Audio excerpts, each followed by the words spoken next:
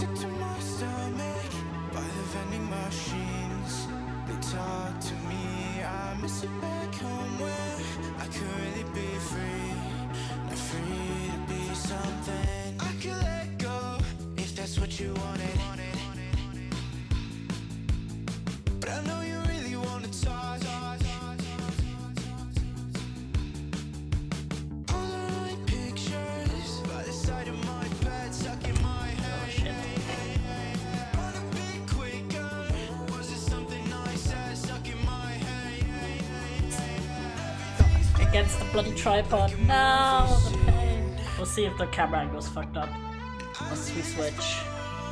In all of my bad dreams, they make me sick to my stomach by the vending machines.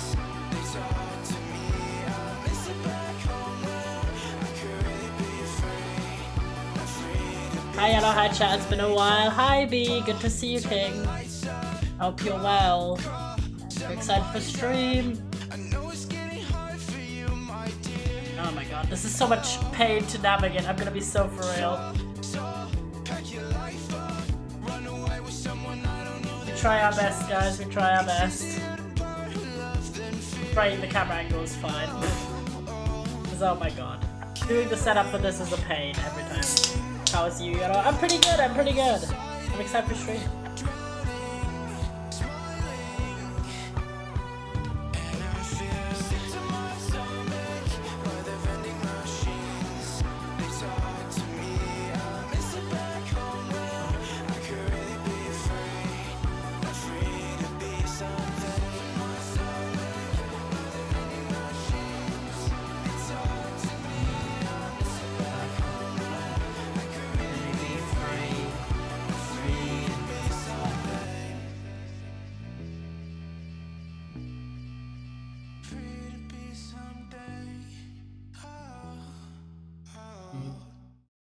Alright, let's see how bad the camera angle looks. Oh, yep, it definitely got moved.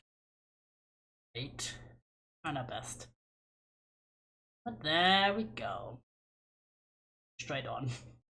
Even though the tripod is definitely not straight, but alright, we try. There we go. Have some. This maybe a little bit. This is a good one. Yes. There we go. Alright. How do you feel about this camera angle, chatters? What do you think? Is it chill? Is it good? Is it fine? Hello. You like this, or is it like... Should I move this way? Good? Okay, it's good. I guess. Alright, welcome, welcome. Can you hear me good as well? Hopefully. I'm a bit further away from the microphone than I normally would be. Yes, yes. Hello, chat. I hope you're well. And you've had a good start into your week. I didn't really do too much today, honestly. I just... Hi. I just sent my... like, I got a reply from my...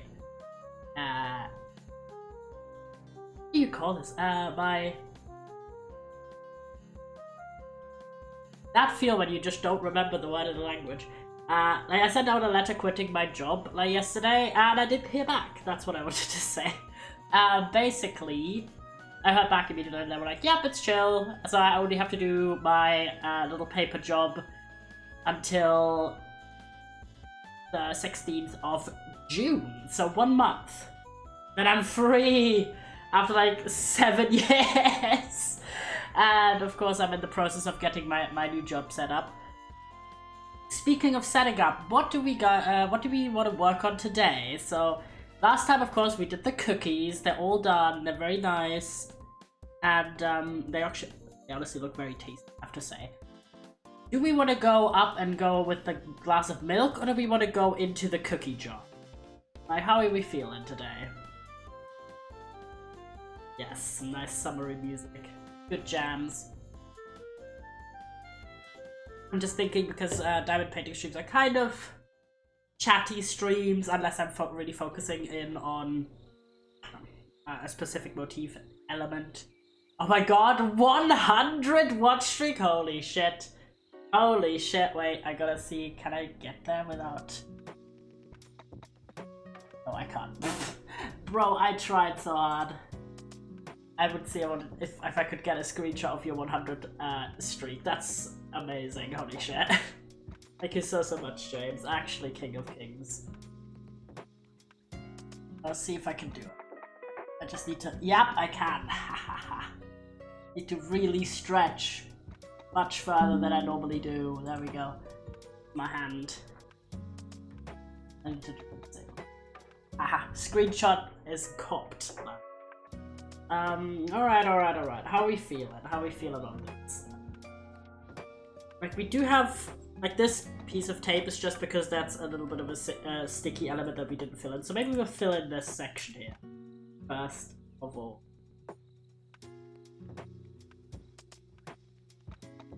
Careful. There we go. Just to kind of, you know, go with the vibe. Let's go with the vibe. Okay, so we had that minus dash this guy.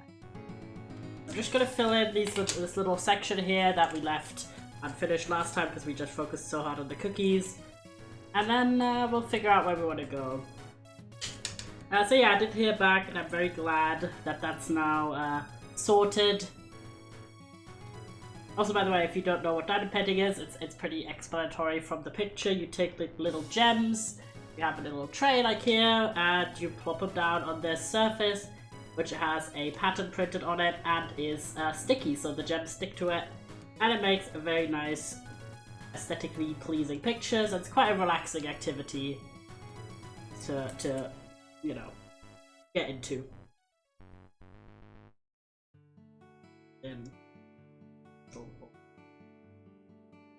Nice.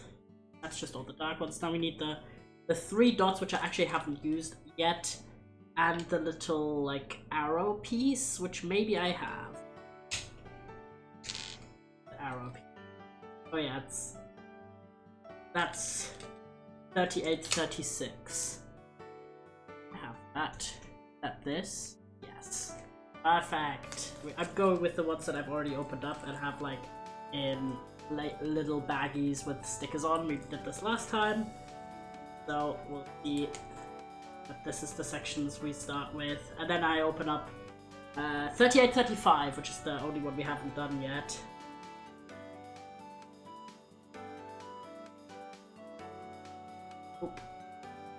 So that's pretty much really what I did today. I also did a lot of laundry yesterday, which was nice. Like 3 loads of laundry. But that also means the laundry room is pretty much full, so I'm waiting for those loads to dry. And then I also did homework today. I know, exciting. Which was just, I had already read one of the texts that was assigned, and I just read the other one, took notes. Now, oh my god, guys, I need to get you on this. Because I found this out like only this semester, and I'm like, man, I wish I would have found this out when I started my degree. Is that there's a thing called image to text, like, translate or like capturer, where basically you can put any image of text in, and it'll like give you the text in like copyable format. So for like things where you only have you don't have a PDF with the text, but you have a picture of, let's say, a page in a book, you could just take that picture, put it into this thing, and it gives you the text written out. Meow. Meow. Hi, bands. Honestly, goated invention, because sometimes, like, my teachers will give me, like, a text from a book, and it's just photocopied pages of the actual physical book, which makes taking digital notes really annoying, because you have to type out each individual, like, line from the text by hand. Versus this, you just take that screenshot of the passage you wanna transcribe, put it into this thing, and boom, you get it immediately. I'm like, holy shit. Goat level. Goat level. So if you're at all in academics, or if you're still in school or anything like that, let me know. If if you've encountered this issue and if this was helpful. I don't know why I'm like speaking like a customer service person, but I found this out like this semester when I don't even know how I found it out. It just randomly popped up and I was like, let's go. 38, 35. Oh, I didn't pick up the scissors. Let's see if I can maneuver over without. There we go. Scissors acquired. How many? Okay, this is an interesting question, chatters. How many of you are like? What kind of handedness do you have, chat? Are you left-handed? Are you right-handed? What's up with you? So I'm left-handed, obviously, as you can see. I that's why I have left-handed scissors. Well, technically they're both-handed scissors, but you know. I want to know about the split in my community. Do we have more lefties? Do we have more righties? What's up? Yeah, I'm left-handed, and I'm very left-handed, meaning I even use my mouse with my left hand, and I use I'm right-handed. Terrible. And let me put the sticker on already so I know. And I also do any sort of like I crochet with my left hand. Everything basically, and I'm even left-footed, which I think is quite funny. So in certain situations I've kind of had a bit of a struggle because even other left-handed people I knew didn't do everything left-handed. Quite funny, yeah. So like for example, even guitar, which I played for a few years, I play guitar left-handedly. Welcome to the chat, by the way. So I had to have my guitar that was just a random guitar in our house restrung because left-handed guitars are not really widely available, and if they're not as affordable. So that was kind of something to deal with, because it also meant because the guitar wasn't really made to have the strings opposite arranged, that the strings would tear much more often. But it was still less expensive than buying a whole new guitar, so I dealt with it. But I only played for like 9 months and kind of fell off. Terrible. So let's see. Bracket slot is down here. Oop. Back. We gotta decide where we want to go.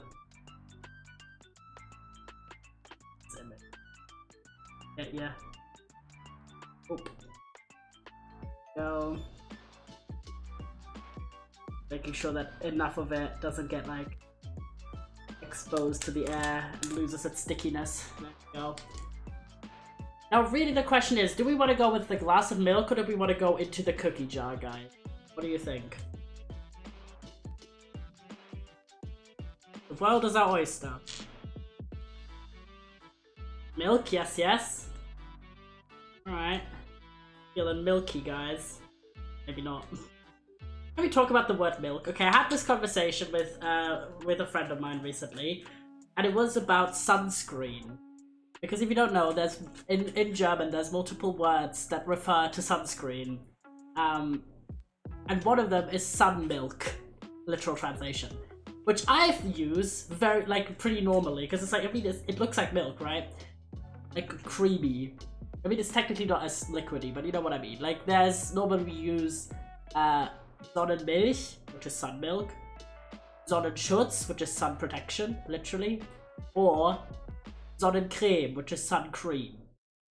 And we had this conversation where, to me, saying sun milk is completely normal. Like, that's just what I say personally. But he was all like, that sounds gross. Like, how are you feeling about this, guys? Do you think it sounds gross or not? And also, what are your thoughts on, like, sunscreen? Because I think it's great that there's so many more innovations in the sunscreen community, I guess, recently. I'm just gonna use this section here. Because I remember when I was young, all the sunscreen, that makes me sound like I'm ancient. I meant when I was a kid. It felt like all of the sunscreens were just thick and had this very particular scent that was just not good. And it was just always a pain, right? But then, it doesn't sound bad. It also isn't something I would use. That's fair, that's fair. But now I see all these sunscreens that have like different textures that don't make you super like white cast affected and all this stuff, and I'm like, that's epic. So I'm actually more excited these days about sunscreen because it's also more in use for me, since it's kind of recommended that you should use it. Where? Which section have I? Oh, it's this section. If you don't mind, we do a little bit of the what's it called? A little bit of the jar as well, because that's the section that's still uncovered from the cookie. I hated having to put it on as a kid. Yes. Yeah, 100%. Because like as a kid, you always get told like, oh, like remember to put on your sunscreen. Opened up the wrong color, and you're just kind of like not loving it. You're just struggling through it. But then, for example, I have like a little trial sized, because it's kind of expensive, sunscreen that's literally unseen. Now you can find nicer ones that won't make you feel sticky. Yeah, they're not as sticky. They don't make you look like you're a greased up piece of meat about to be put on the barbecue. Like, it's very, very lovely to see that innovation.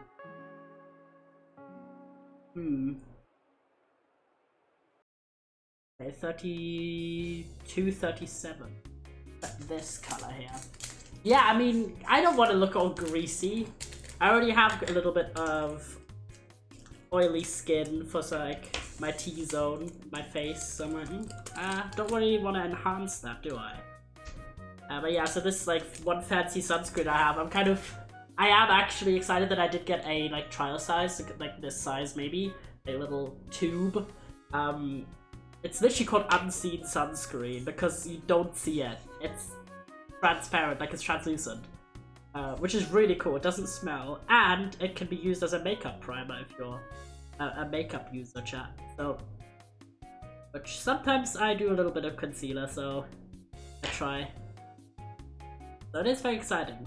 But I tried it because I wanted the trial size, since the full size is like €37. I was like, that is a lot, man. I want to know if I like it first. So, yeah, but I do, so I will probably invest in it once my current one goes, runs out. I had it since, like, last year, and it is almost empty. That was, like, the first sunscreen I had that was more in the modern sense of a sunscreen. It was quite expensive at the time, but I was like, ooh, this smells really lovely. But it does still have that white color, and also leaves you a little bit white toned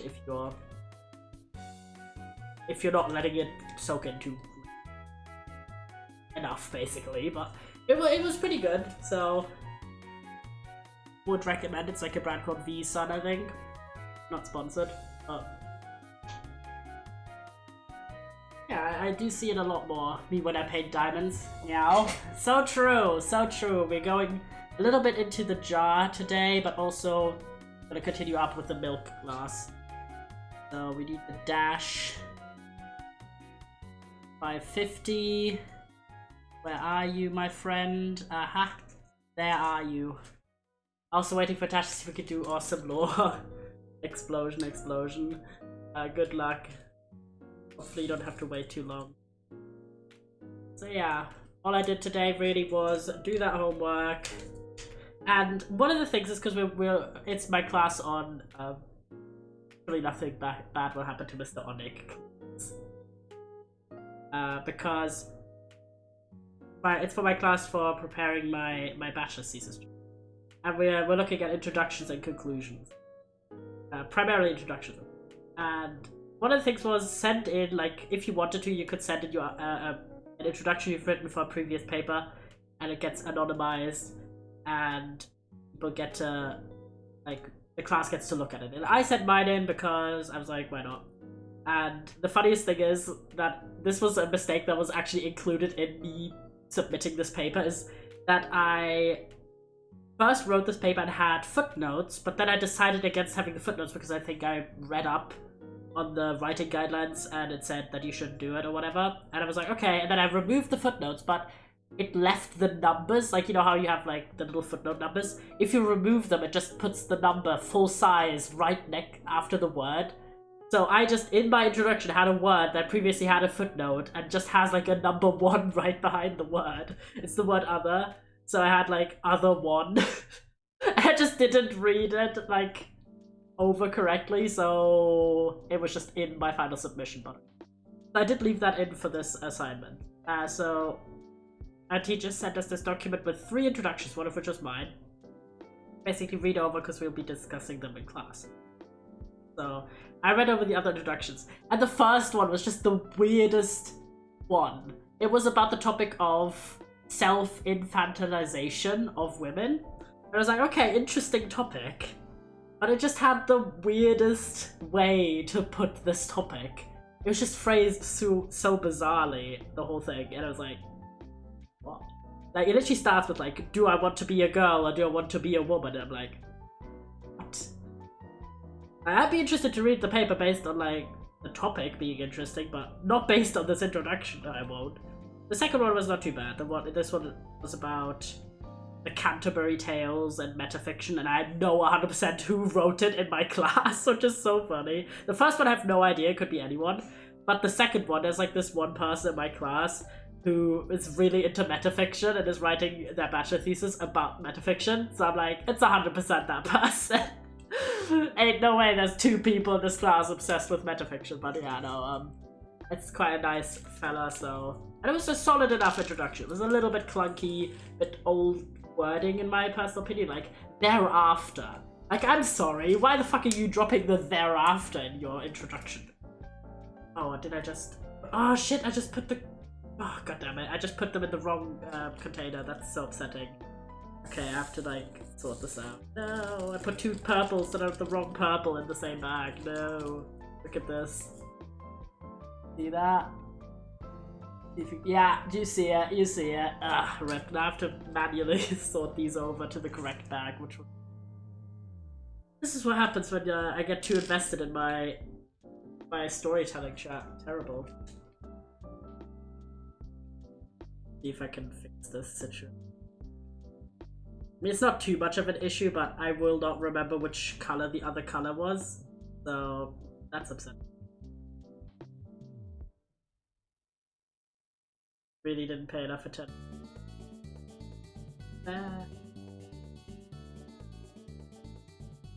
What?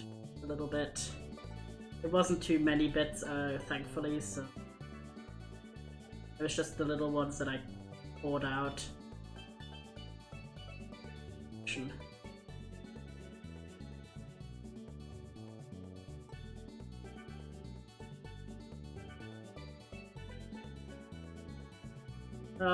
Do I really want to do this? Okay, no, I actually don't want to do it. Remind me, chat. Okay, remind me. So the dark purple here is 550, the little dash, and this more like light maroon one is 3834 with the blue dash, okay?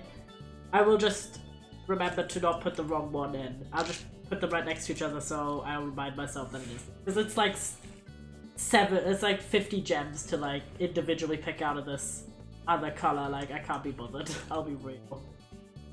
I'll eventually fix it, but right now I'm like, ugh, let me live. Alright. I'm a bit annoyed that I didn't do. It's fine. Put these up here so they're next to each other so we remember. Right? Now we need our good friend the triangle, which is this dark milk color, which is getting a lot of use.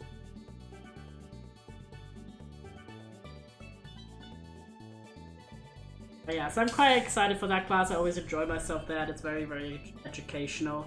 And I do want to know what people thought of my introduction. Like, I don't think it's the best work I've ever done, but, you know, it's fine. I was quite proud of it at the time.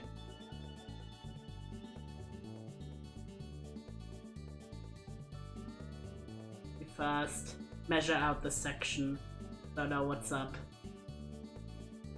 this line follow. I did do that, and then otherwise, I've done a bit of simming, chat. I've been very into building right now in The Sims. I do want to do a stream about it. Honestly, not even a like building challenge, just building, because I've been watching so many Sims build tutorials, and I'm working in this one house, which I'm very proud of, where I'm actually trying out new techniques and stuff. So, JKS. Taking my time with it a lot more than I normally do. So, I might do a stream soon where I do a bit of building. Maybe even on that specific house. I don't know, starting a new project, since it does take quite some time. We'll see, but how do you feel about that, chat?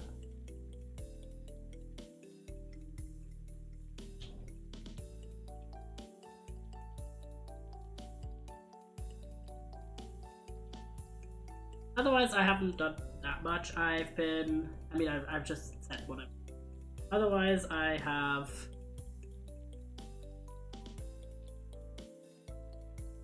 continued watching Law & Order SVU. I'm on season 2 now. A few episodes in, like 4 or 5. And man, they just really had some of the most insane plots in those early shows. But I've noticed that with other procedural crime shows also, where they have some of the most memorable, out there, like really experimental plots in the early seasons of it, and then they go a bit more tame later. NCS also does this, where some of my absolute favorite cases are in the early seasons. So yeah, they really just went absolutely batshit, in a good and in a bad way, in the early season. Like, the episode I'm watching right now, I didn't actually finish it because I didn't have like or something. Is about a 6-year-old who shoots a 7-year-old in recess with a gun. We haven't gotten to the point where we find out how this kid gets the gun, but like, what the fuck? I mean, it does happen in real life, like, it's not super outlandish, but that would be wild. And the funny thing is also just to see how much really society has changed in the last 25 years. Both socially, but also technologically. And in season 1, there's an episode that talks about the dangers of chat rooms being used by predators. And obviously that is a real issue, that's still an issue, but at the end they put like a little number, it's like, every day there's 3 million people in chat rooms online, and I'm like, that's laughably low. That is so funny to me.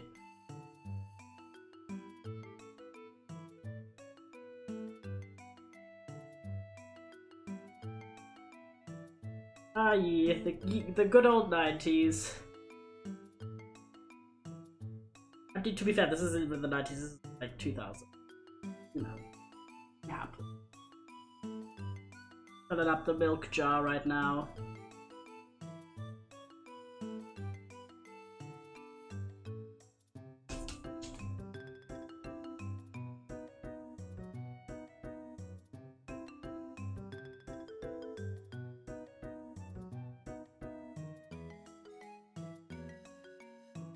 I'm very excited for tomorrow though, because I've got class, I've mentioned, but in the evening I'm also going to the cinema with a friend of mine to watch The First Omen, the movie. That vibe. Yeah, I love going to the movies. I really want to make more space for that in my life. So, wow. Wow. I mean, I did talk about it yesterday that there's not a lot of movies that I was excited to see or wanted to see in general, because there was like a lot of sequels or movies I was already going to the movies. Yeah. Going to movies is very fun. I never do it as much as I want to, mostly because I like going with other people, of course. But I do want to up my quota, because I think currently I have a quota of going to the movies or to the cinema once a year or so. This will be my second time this year though. I did go and watch Mean Girls, the musical movie, which was quite a delight.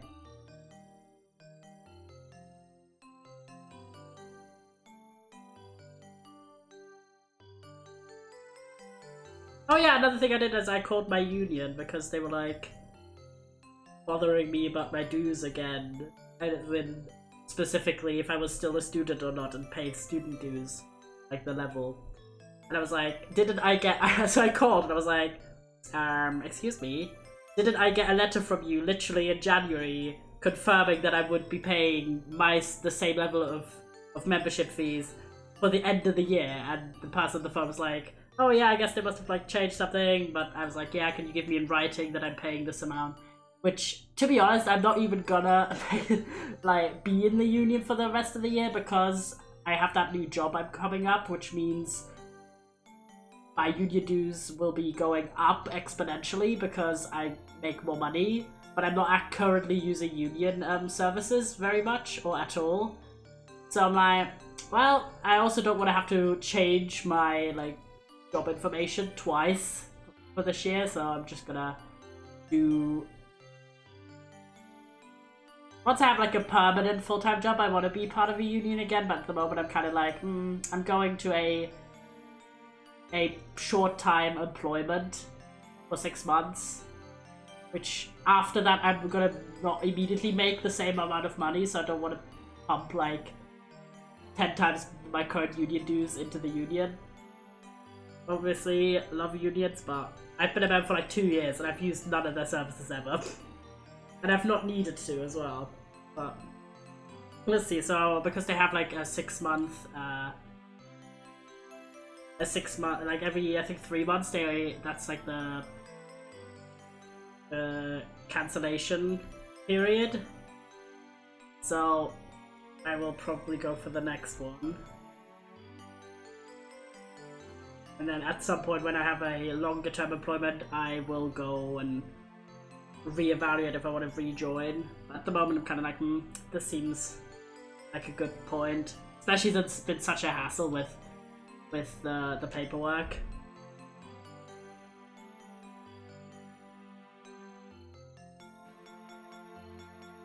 So... Oop.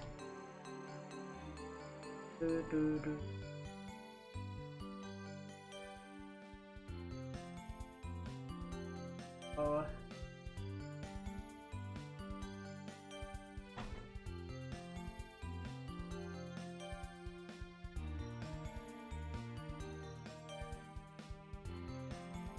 Doing a bit. If you're wondering why we're doing a bit of the cookie jars, because this is where the plastic ends, like here.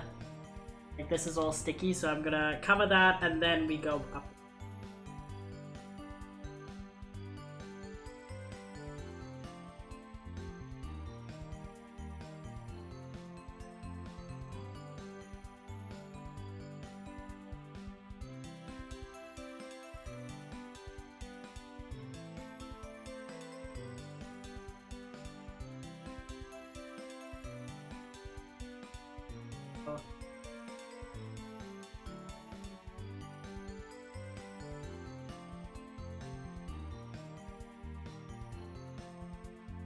There we go, nice.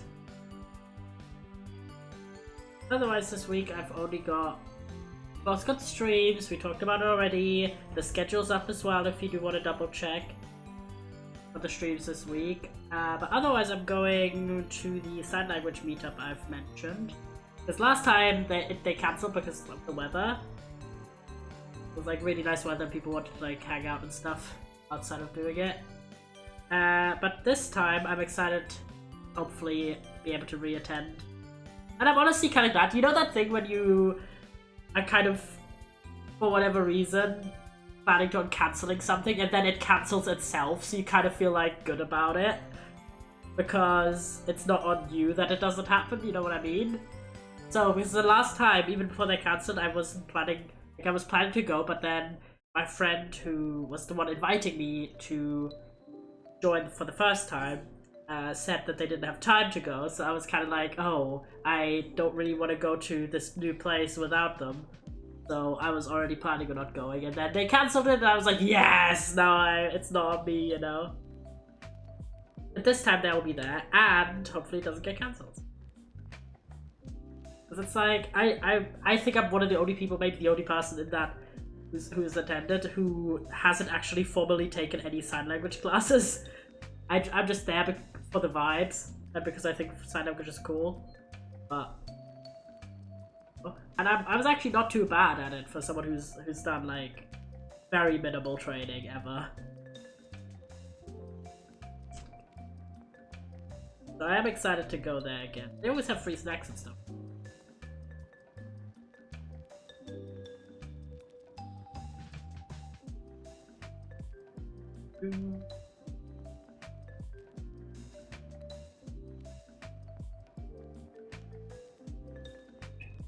Hydrate.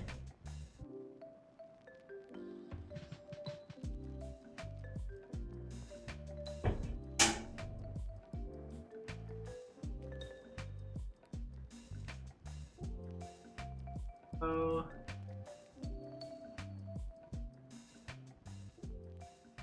Remember to hydrate yourselves as well. Oh, another note. I did my first Twitch story today. Before I officially scheduled all the streams, I sent out like a little story about today's stream. Let me know if you saw it. I was like, hey, maybe I should get into Twitch stories. Not like casually, because that annoys me with other people. I'm like, I would just want to know relevant information, like when's your next stream. So should I send out a story about the stream like 15 minutes in advance or something? Or is that annoying? What do you think? Or in general, should I send like one for the day if I do stream on that? I just kind of want to get your feedback, since it's obviously impacting your experience rather than my own, because I'm not the one getting my own Twitch story. Is it annoying? Is it helpful? Do you want me to do it more? Are you like, no thanks? Like, what's up? I know some of you might not be like active in the Discord, or you might not be there at all or anything, so you don't get those notifications.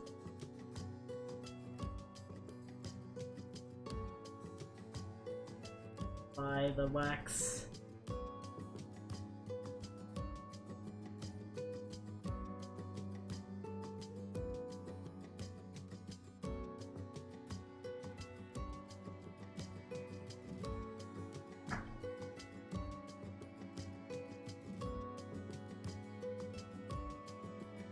Oop.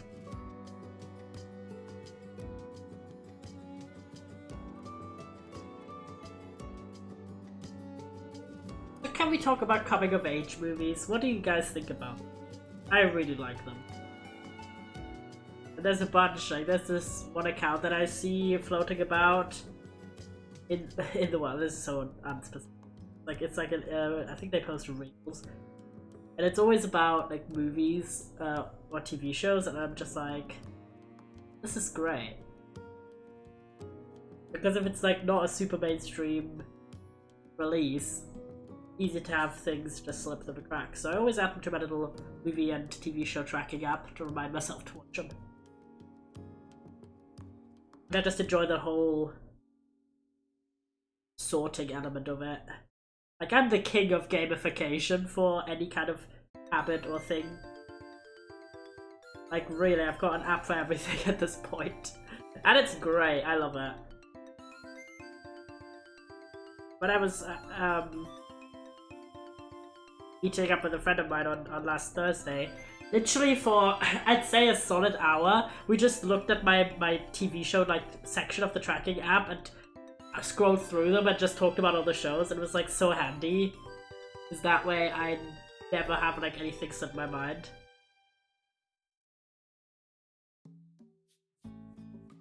And it's just, it was very, very lovely.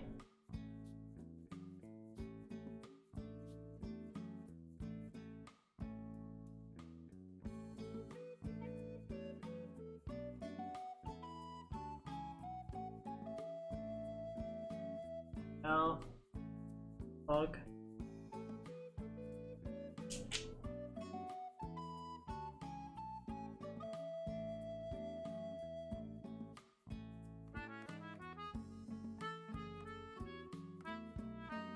after that we just need this E, which I think we haven't actually used.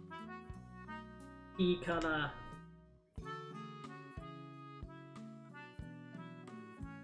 There we go.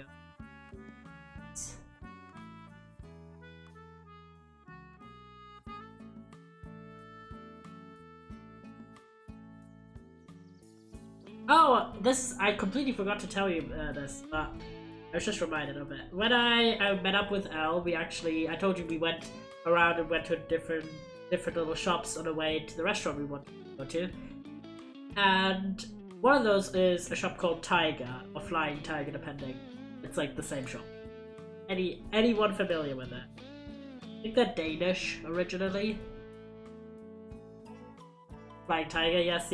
Okay, Flying Tiger, low-key goat. I've loved them for years. They're very, I don't know, they have a lot of charming little trinkets and goodies. They're kind of in the same vein for me like Hema or Ikea, kind of. But Ikea, like, not the furniture, but like home goods and stuff. The vibes are similar, certainly. And I got a little, like, glasses chain, like a little golden chain, with some little elements. Because, literally, this is the only reason. This is me getting influenced. There's this one creator called Frederick. I think Frederick Chan, maybe. He's a very fashionable guy. Very cute. Great style. And he, like, his signature little thing is like, cool chains for his glasses. And I was like, that's sick. So I literally got 100% influence. And Elle was like, you're gonna look like a granddad. You're gonna look super old. And I was like, it's granddad core, but, like, in a cute way. And I was so like, I'm gonna just buy this because it's like $3.50. If I don't like it, I can always give it to someone else as a gift. And I was like swearing that it would look cute, and I tried it on and I was like, I admit it's cute. What are your thoughts on this? Because I honestly just like a little bit of quirky style sometimes. And I appreciate a signature item. So... And honestly, I was like surprised because I thought it would annoy me, like, because it's dangly, but it didn't annoy me at all, and it wasn't in my field of vision or anything. Yeah, so shout out to Frederick Chan for...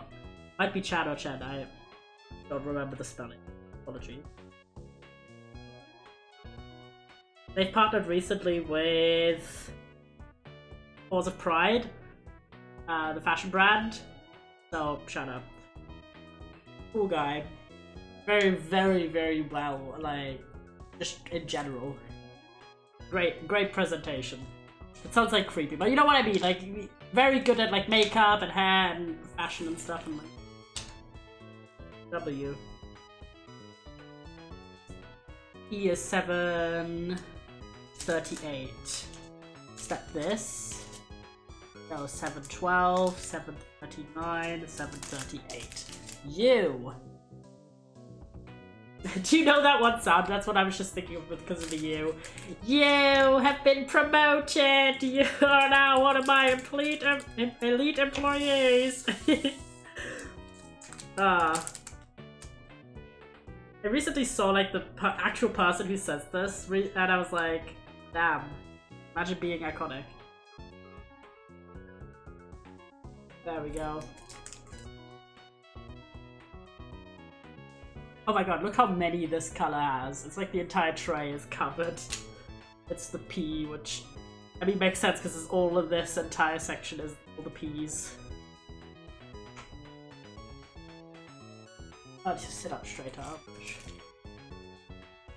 But I could actually show you the chain, I just realized, because I'm like kind of on camera. Wait. I have to look at my... Go. Normally I don't have a camera available. Look! What I meant. Like this, as like little things to put on your glasses. This has got these little like bigger beads and the rest of shit. I think it's cute, okay? I think it's very cute. I don't wear it all the time, of course. It just, like, for example, when I went to work, I didn't put it on and stuff. Right now I'm not, because it doesn't fit my vibes of the outfit. Which, honestly, calling it an outfit is generous. Just like a random old hoodie. But you know how it is. sometimes you just have clothes that have like you've started to wear, they're just on the wear pile, and then you're like, I gotta get enough wears out of them before I wash them. So it's just like random mixed matched outfits. Am I the only one who does this? But I always, because I do my own laundry, obviously, I'm like, I want to get enough wears out of it and not unnecessarily wash stuff, both for the purpose of like for keeping the clothes in better quality for longer, but also obviously for waste purposes. So I just have a chair where I've started to wear clothes, and then I just make some very weird outfits sometimes if I'm just at home and I'm not meeting up with anyone or anything. This was very bright today. That's nice. Lovely. Starting. We're going just here to make the frame first. Turn to where I go. From my sitting angle, it's quite difficult to tell where the plastic is and isn't. So if you're like looking right on top of it, obviously you can tell, but if you're looking from like a slight angle, it's just completely invisible.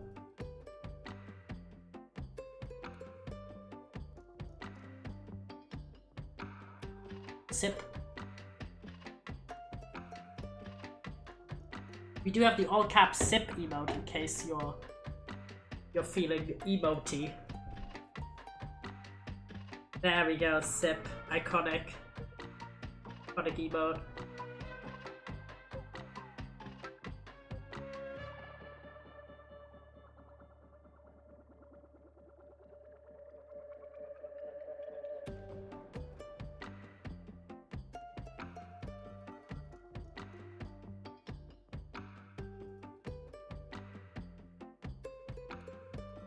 There's a corner here.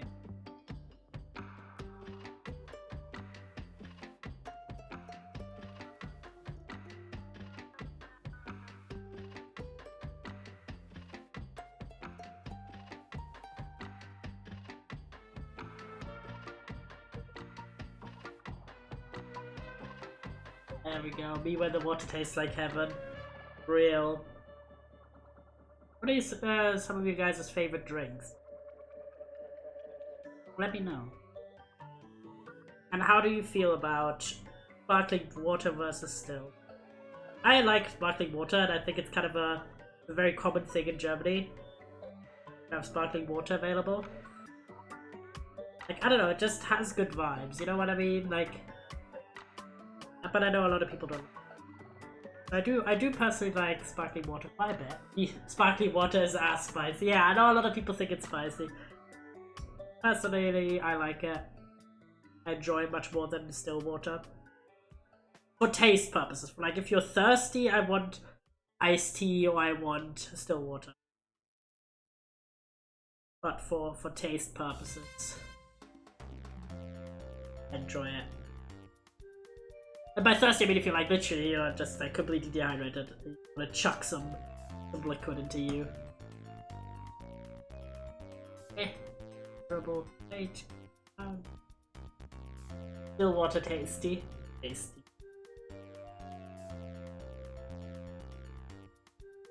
There we go. Progress.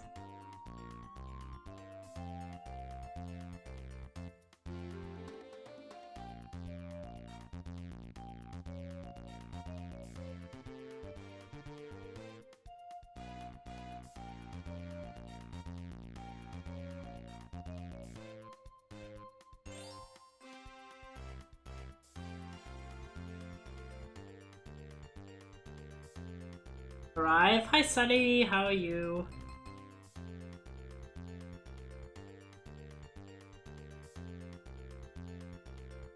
Hi, so cute. Hi. Look at the cute cat. We're not walking with the cat right now. We're finishing this little section, then we're getting into the milk. Kitty the jar. I know.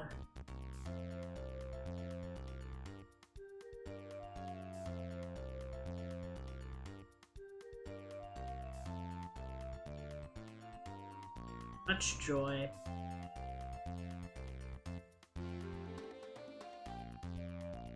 Oh, another thing that did he ate all the cookies?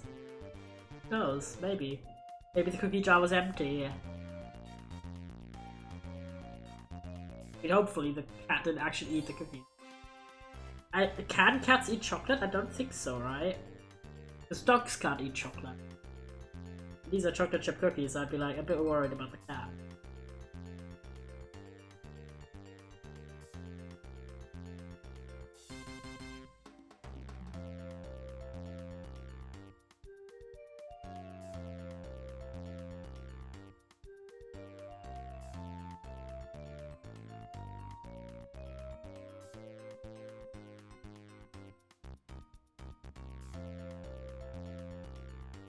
Maybe that was the kitty-friendly cookies. That could be. I occasionally see videos about like cat diets and stuff. There's so much content that I'm like, it's good content, but it's not like I'm not the target audience because I don't need it, but I'm still gonna watch it. And it's like parenting videos, and then it's like animal care videos, especially cats because we don't actually have a cat. We have a dog. Well, I don't have a dog, but my family has, and so. Dog-related stuff is technically relevant, but cat stuff is just nice. And there's so many cats that just have like the most bougie diet. Like, holy shit. And it's just very funny to me. Have you also seen those like water fountains for cats? That's like, oh, cats like flowing water a little bit above the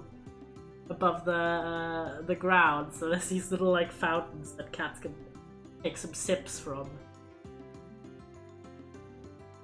That's very funny.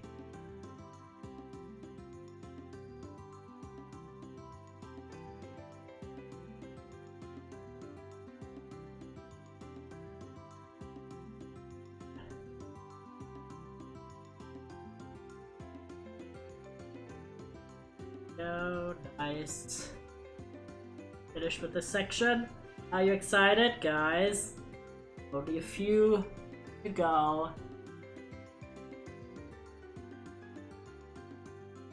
Open. What? Okay. 2. That.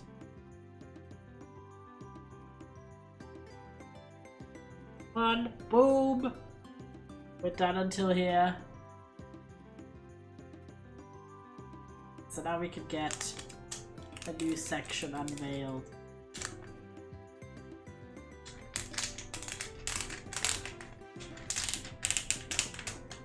We might cross into the paw already.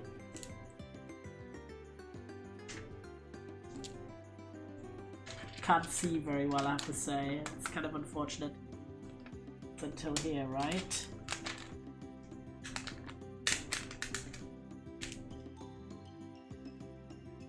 Definitely ripping inconveniently. That's upsetting. I can't see from here. I'll get it a bit. Try and see where actually the lights are for the square.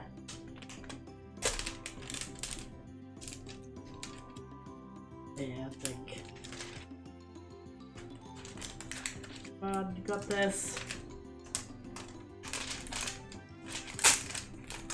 There we go. Oh my god, that was awful. I feel like if I had something like this, I would lose my nerve. Omega lol. In what way?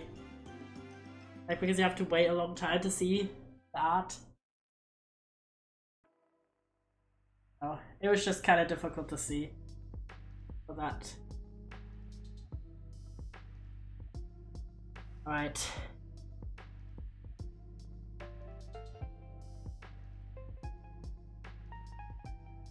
Yeah, a little bit of guidance.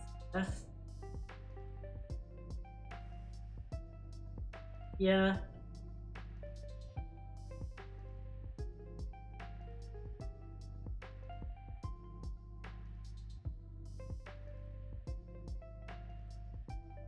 Fine. Aware.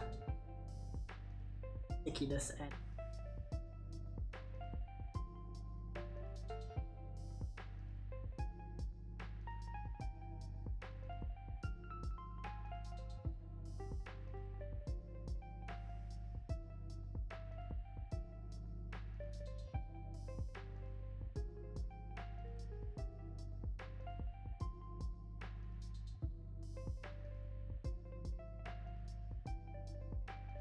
all the way up.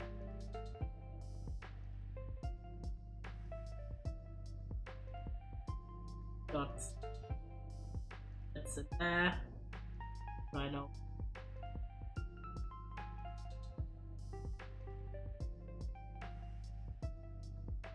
There we go, nice. Okay, I'll continue with this color here, by the way, so you're gonna fill in up. Oh wait, it's actually. Oh, I have the tube wider point. I don't hold my hand like this very often, I hold it like that. So, alright. Let me fill in the P's. They're too vigorous. So I've spilled a few. But that's fine.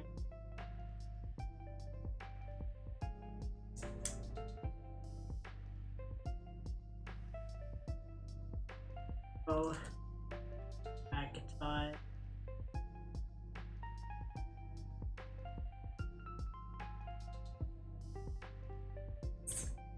Boop. Bag, ta-da. Alright, now we need the minuses, which is actually the ones that I accidentally put in the bag, so we'll try to fix that now. They always give you way too more. You lose a few, it's like... Because I did accidentally put some of them, these dark ones, into this this bag, which is a bit of a pain. I'll have to make sure that I don't accidentally use the wrong color for the board. Yeah.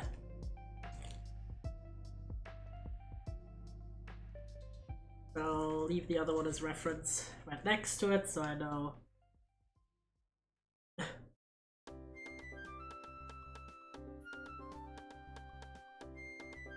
Go. Go.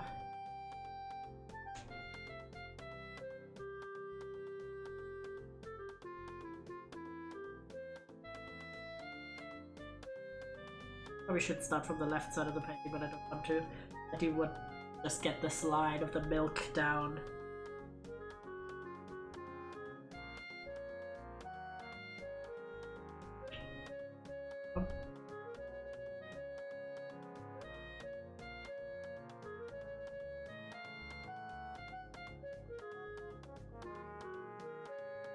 If you have any 550s, so I can get annoying ones out.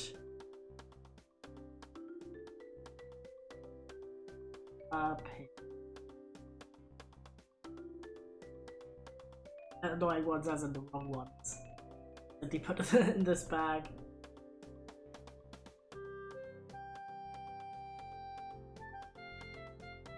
Thankfully they're different enough in color that you can distinguish them visually.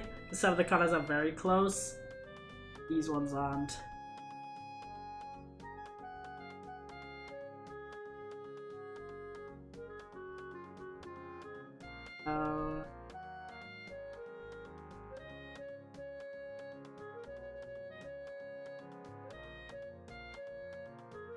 This whole section.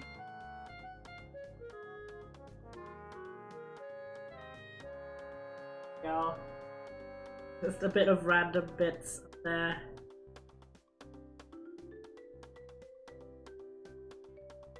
Have this color, this bag randomly. Actually, randomly. User error. User error.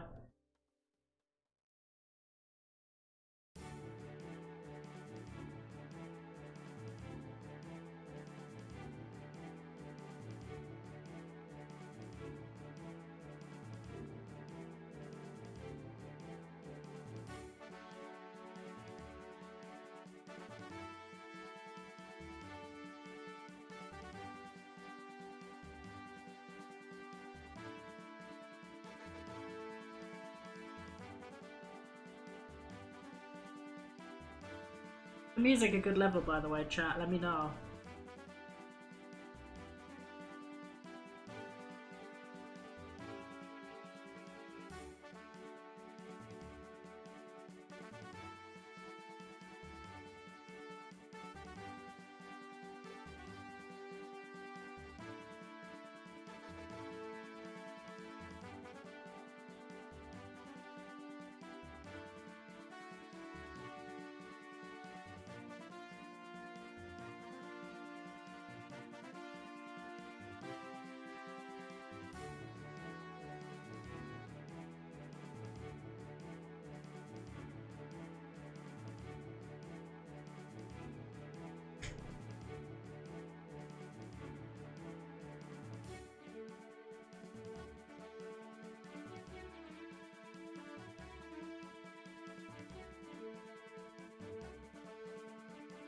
A lot of focus, chat.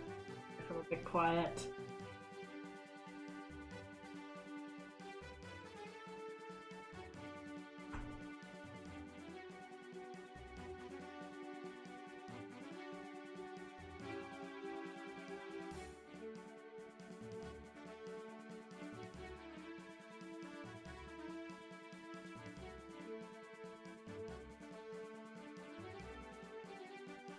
Go. Nice. The line is done.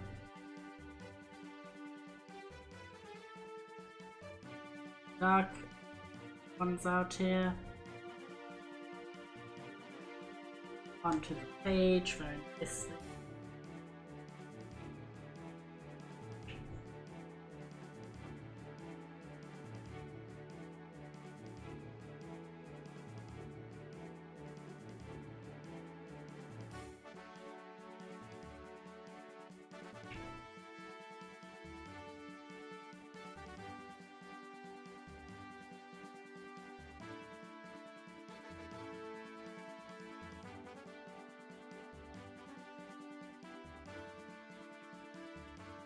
Go.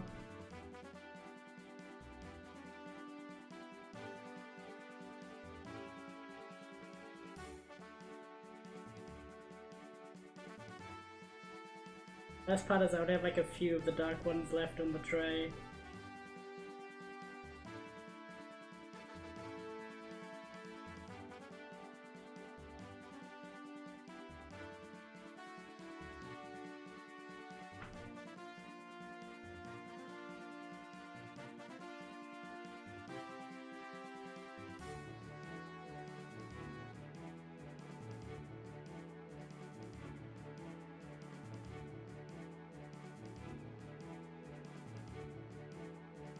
Got only two. That.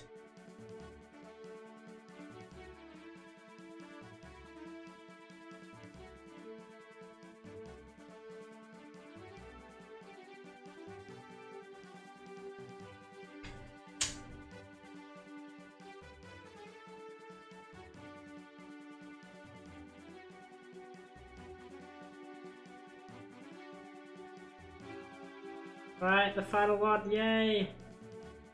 All the incorrectly sorted ones from the low tray. There's some more in the bag. it'll all be in due time. Do the cookies writing, or well, the IE writing. With the K. I have these out at the moment. It'll be nice, then we can see a bit of the more clear way.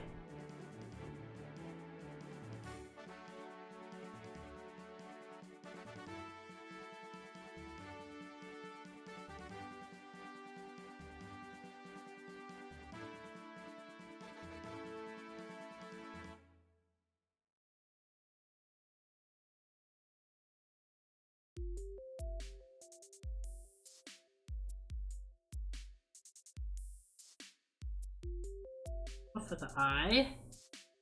Nice.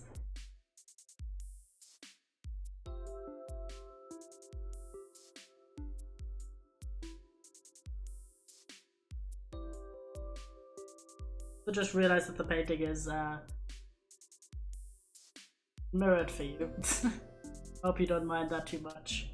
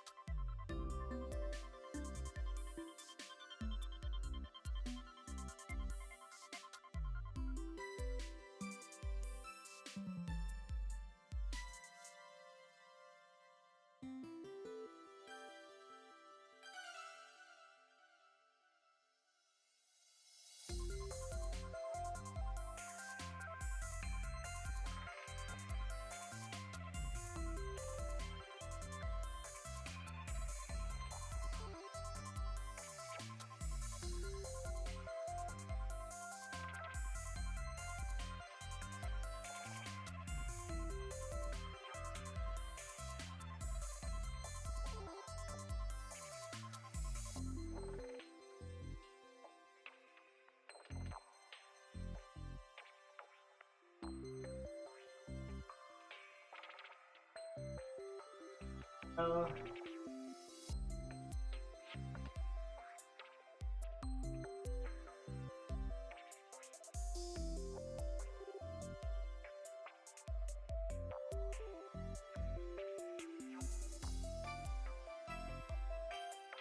Switch to the triangle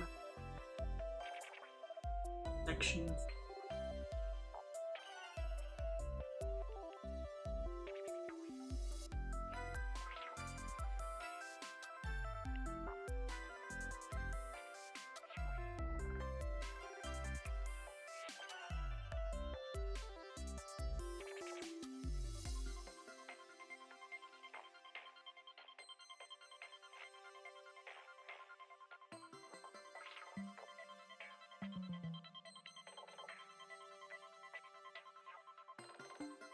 And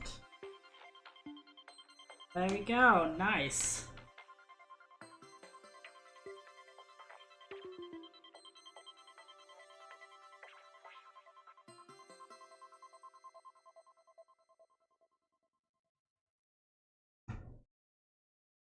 Scale 1.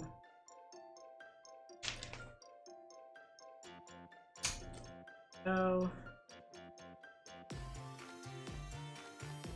Triangle time.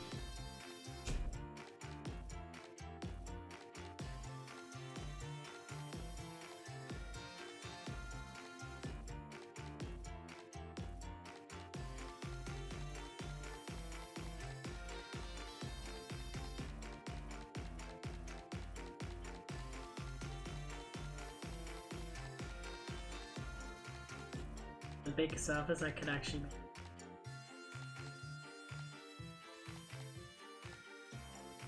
Rose.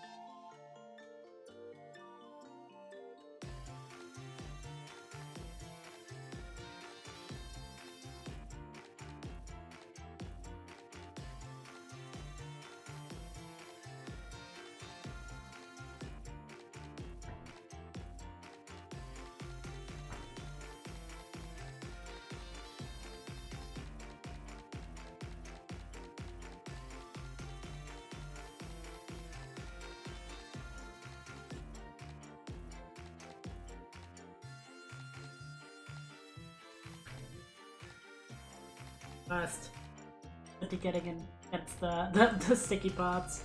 Rubble.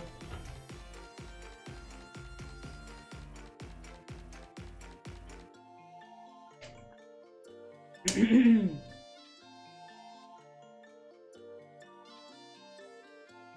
we go.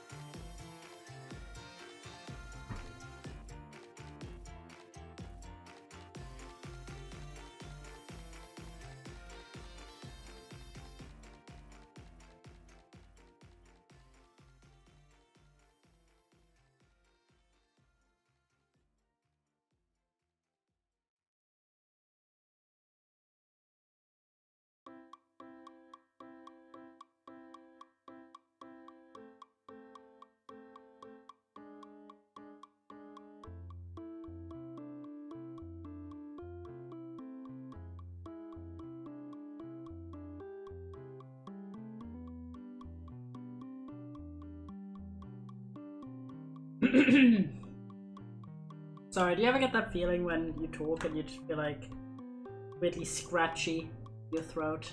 You're just like, ugh, it's awful to try and clear my throat, but I have to do it. Just especially when I'm streaming, I always just kind of feel like, oh my god, chatters will hate me. I know you guys won't. Just the voice, come on, cooperate. For a few hours, we could do it. We can do it.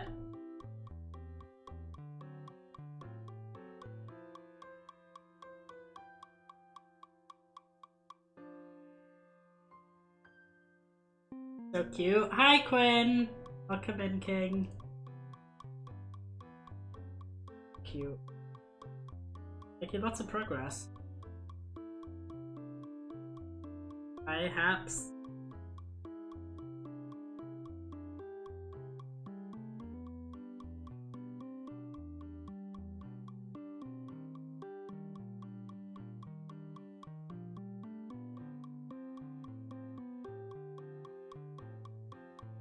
Shadow Pop.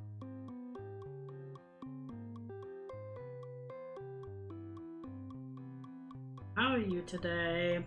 Oh well, I was just complaining about my voice being a bit shit. It happens. It isn't even not drinking enough because I have been. Sometimes randomly it's like, how about I'm gonna be annoying them?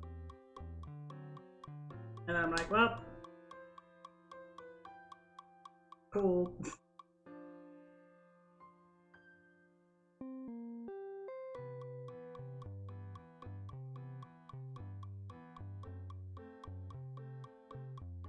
Coming along great, I see you've gotten fire. Yippee, yippee! Yeah, we've gotten a lot of progress today. Mostly because, like, the cookies, obviously you had, like, a lot of different colors on, like, quite small space. Whereas this, there's a lot of sections where it's only 1 or 2 colors, so we can make more progress without having to switch between different colors so much, so yeah.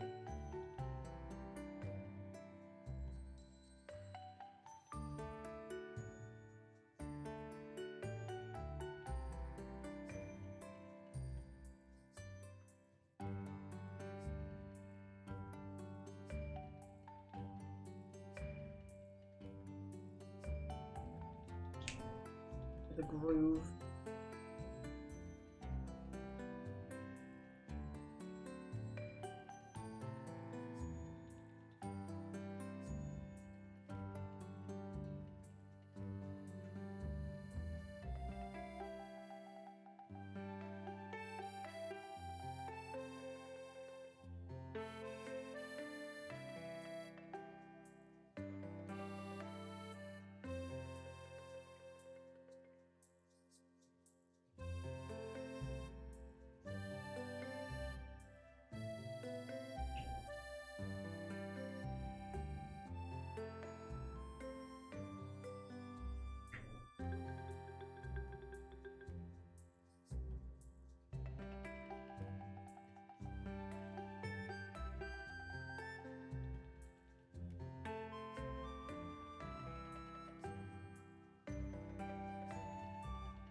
Having to adjust a little bit what I'm trying to do without touching the sticky parts of the canvas. It's just, you know, I dislike it heavily. The sensory experience, so I'm just kind of how not to do that.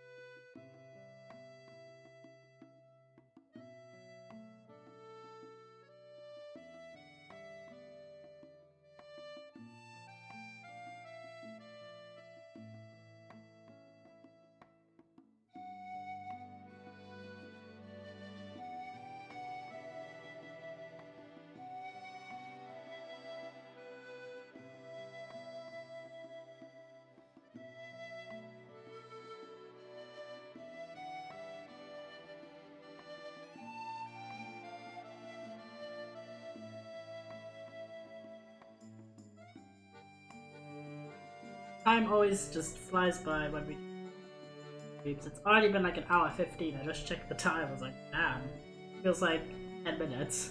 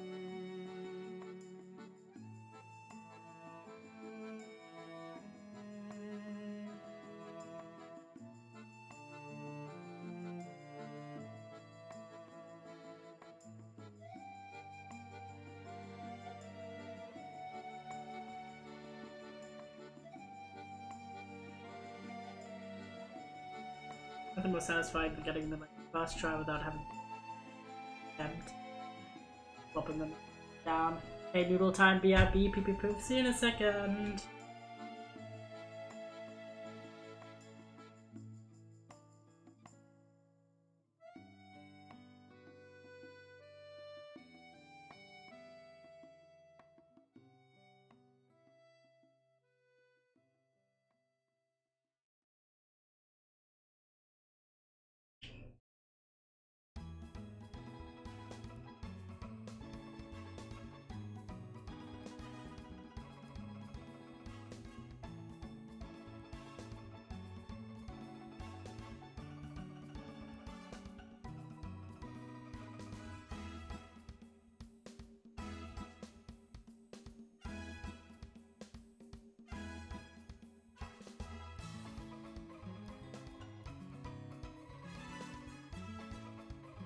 Oh.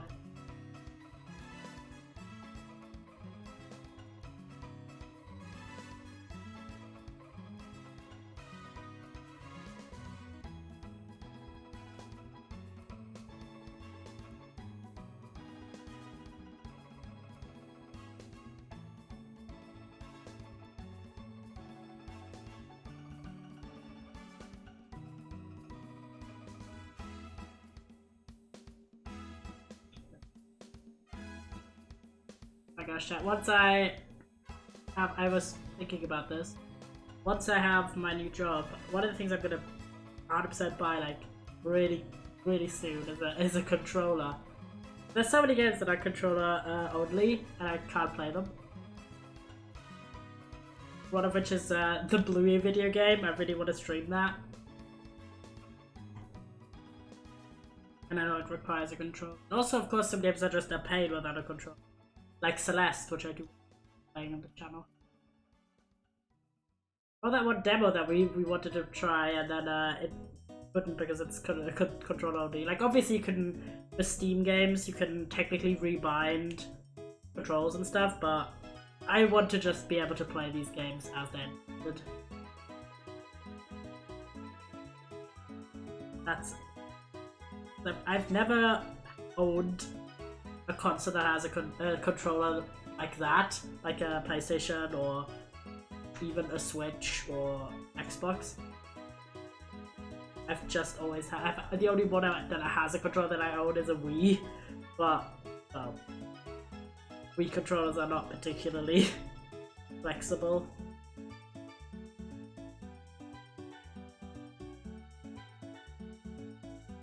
I'm quite excited for that. Also, another thing, oh my gosh, I want to know if this exists where you guys frequent or whatever. Do you guys know of something called a Kilo store?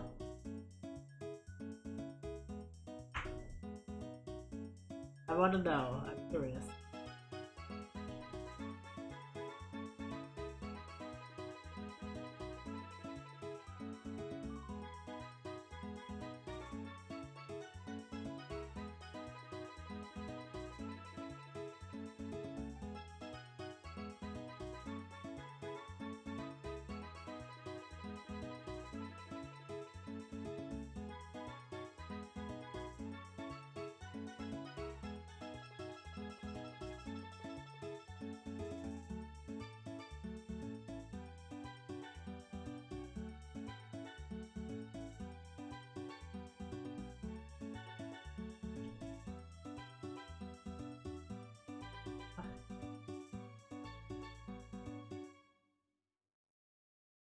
Basically, a Kilo store is a shop where you buy and you pay by kilogram instead of by item.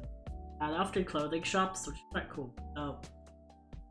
I saw one a while back and I was like, yo, that's sick. Because I actually have never had like proper time to go into one because I've only been in one once. And that was when I was in the UK visiting Toby XE. I was generally in the UK, but it was when we were hanging out and we went into one and it was like 15 minutes before closing time, so we just kind of looked like for 1 second and then left immediately. But I've been meaning to go to one for ages and I was like, yo, sick. So I want to kind of squeeze in and maybe a little I'm getting a new job, / it's getting summer, / bonding time with my mum. Shopping trip. Because if you're there with multiple people, obviously you can combine your purchases, because typically they have a rule that you have to buy at least 1 kilo, which, depending on whatever item you buy, might be difficult to do by yourself. And they have like a set price for that, which is very, very cool, so you might find some real gems for very cheap, and you're also saving clothes, obviously, because most of these shops are like second-hand or vintage stores, so very cool. There we go, I've cleaned out the tray, but we need more. Tray is empty, we're refilling with the bag.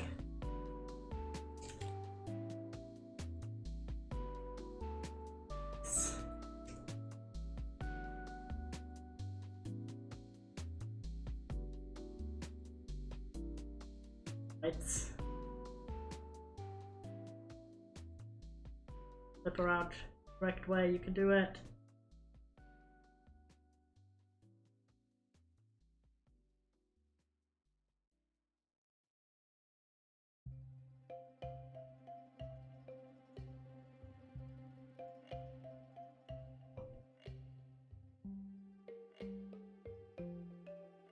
Quite a lot of progress on the glass. So my glass is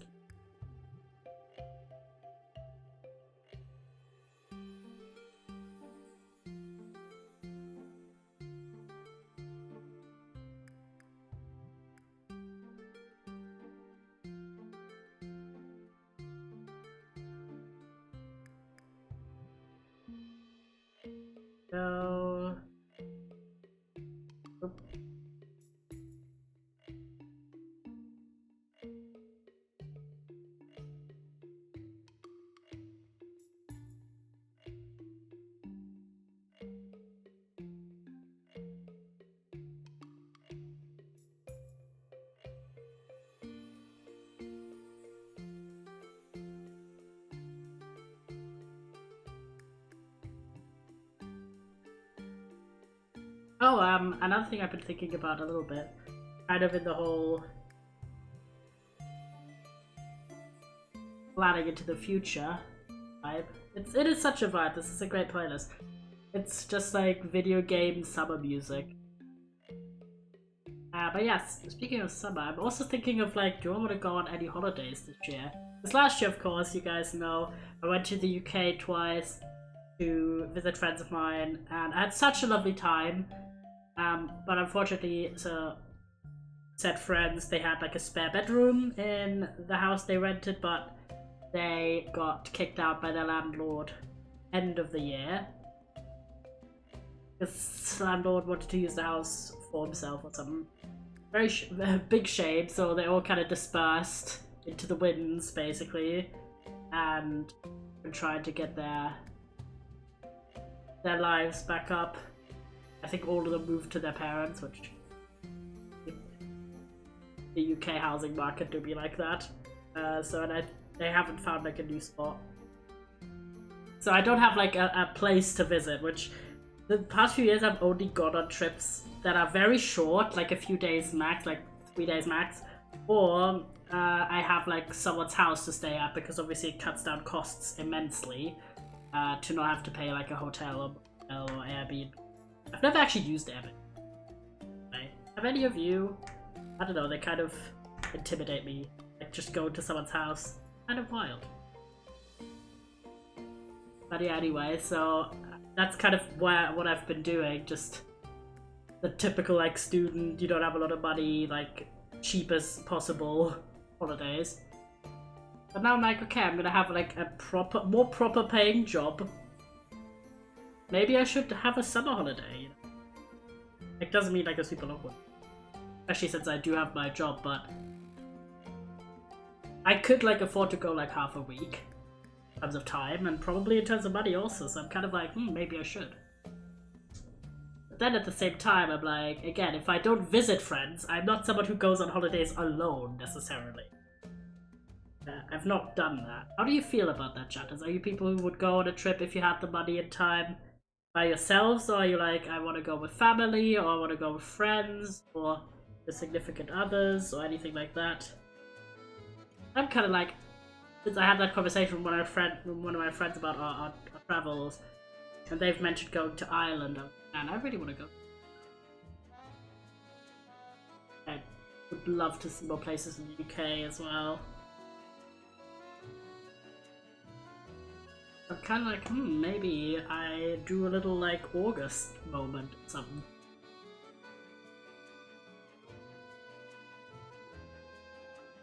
My bigger income and of course still a reasonable amount of free time compared to what I might have later in life.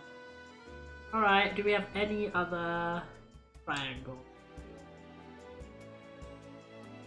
Nope. Alright. Triangles, you're gone for the moment. Look for like down here and here. More triangles come into play.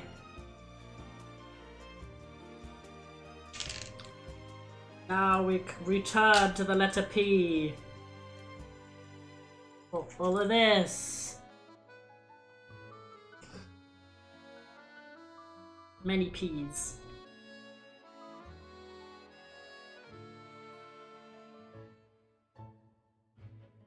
I love when it's like the second time I use a color, because then I can just only pour a little bit into the tin instead of the entire thing.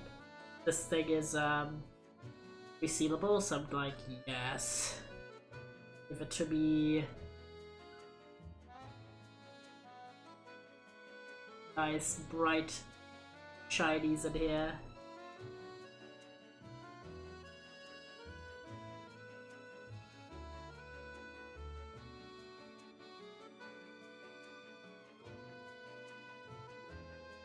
I'm kind of thinking about it again.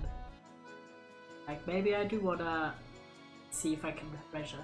Tiring, I managed to mix two of my colors in one bag. I did this also. I accidentally poured, like you can see, this is the like a maroon, and this is a dark purple, and I accidentally mixed some of the ones in the wrong bag. Well, R.I.P. Quinn. I know your pain. Mine, at least, I can visually distinguish. They're not too similar. So, if I pour some out and some of the dark comes out, I've been using that up here where whenever I get them. That's kind of my strategy. We're talking about holidays. I was talking about how I don't have any holidays planned this year because I've been visiting friends last year and their place isn't available anymore. Rip Bozo UK housing market. And how I've only done like any sort of extended travel when I stay at someone's house because it's more affordable. And unfortunately, my other UK friends, it's like everyone lives at their parents' house, which isn't ideal to really visit. Because then you're not really visiting the friend, you're visiting the friend's family. It's a bit orcs. But I don't know, man. I'm thinking. Maybe I can arrange something with friends or something. Nice. A few days away. Even with the new job, since I only work part-time, I still have quite a lot of time where I wouldn't even need to, you know, do anything official with the job, where I can still go on a trip. So, I don't know, I'm feeling it. Like when I was younger, I used to not have a lot of confidence. Yeah, I say that. I used to not have a lot of confidence of traveling. Saying that, my first like independent travel without my family with me, I literally went on my furthest travel destination to the United States, which that's like as far as I've traveled ever in terms of distance and everything. So I don't know. I just went all in immediately, I guess. Which is quite funny, but I think 2 years ago now for TwitchCon, me and Red Moderator went. That was the first time I've actually like booked a hotel and stuff. Because we got a capsule hotel. If you don't know what it is, it's literally what it sounds like. It's basically you have like a really, really tiny space to yourself where there's just enough room for a bed. Literally a capsule, and you sleep in it. And it was quite nice because we obviously, this was TwitchCon Amsterdam, so it's a massive city, really expensive. But these capsule hotels are typically really cheap. So for me and Red, for 3 days, 2 people, it was €100. It was €96 specifically. Which is crazy because a lot of other places that's for 1 person for 1 night, and we had 3 nights for 2 people. So would recommend. If you're literally going to a place and you're not staying in your hotel room very much, you're literally just there to sleep, would recommend. But if you of course want any sort of privacy or ability to stay in your room, don't get a capsule hotel, because it's like a coffin-sized room. But the actual hotel we went to was quite lovely. It was like very Victorian style, and didn't mind it. You of course have like shared hotel group bathroom basically and stuff like that, so if that's not your vibe, but for affordable travel, it was not too bad. In general, that holiday was surprisingly affordable, excluding the TwitchCon tickets, which were expensive. But yeah, we had like €96 for the hotel cost, and I think it was like 120 maybe for the train back. So overall, reasonably affordable. But oh my god, the Amsterdam train system was awful. It was super confusing. But at least it was affordable. Sorry, Dutch chatters, but I really didn't understand the train designations.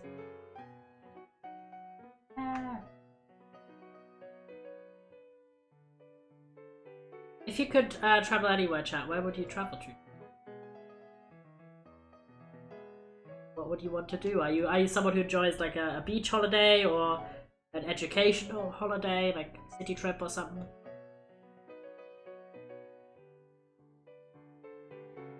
How do you feel about it?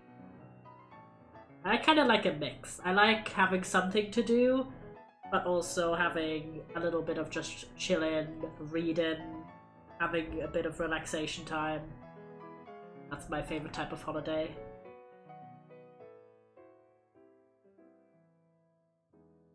Yeah, I'm kind of like, maybe I should ask 1 or 2 of my friends, like, hey, do you want to go on holiday this?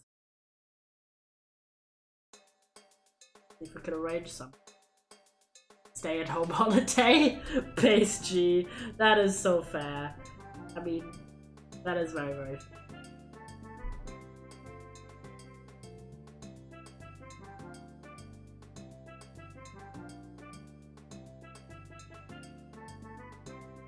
For me, it's like when I go to a place where I speak one of the languages at least, then I feel much more comfortable.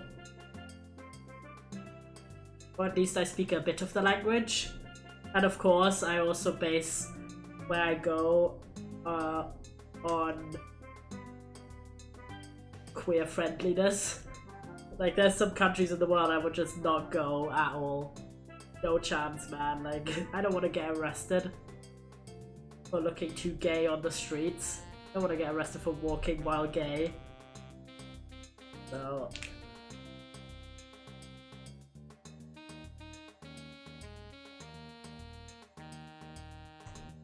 but otherwise, obviously also some countries that I have been to aren't all queer friendly, but they're not as egregious. You know what I'm saying.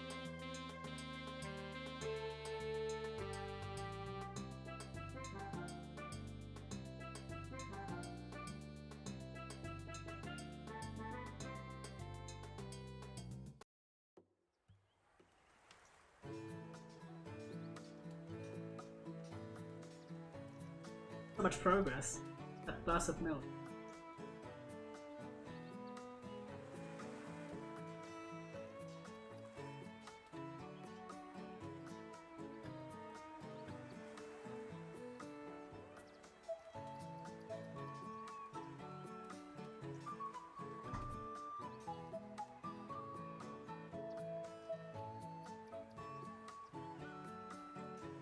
Eventually this section here is like covered entirely in gems already, so I can rest my hand a bit as well. Nice for my wrist. Yeah, I'm thinking about it. Would love to go to more areas in the UK. Or to Ireland. That would be a cultural and chill holiday. Also, I love going to the English-speaking countries because I can just like get English books way more affordably. It's like the best. I would so go on a book holiday. Smart, yeah, because like the pain is real. Like when me and Elle went to the big bookshop as well, there's some books that are ridiculously overpriced in the shops. They're just gonna slam like a €30 price tag on anything. Oh my god. Also, of course, second-hand bookshops like typically don't have a lot of English books here, so it's a rare treat. Same with free bookshelves actually, which I love, but I found some banger books but they don't tend to have too much English selection. However, recently I did find was it 1,000 Splendid Suns, the book, at a free bookshelf. I've never read it, but it looks interesting. I grabbed it. It's the best thing is you like get a book for free.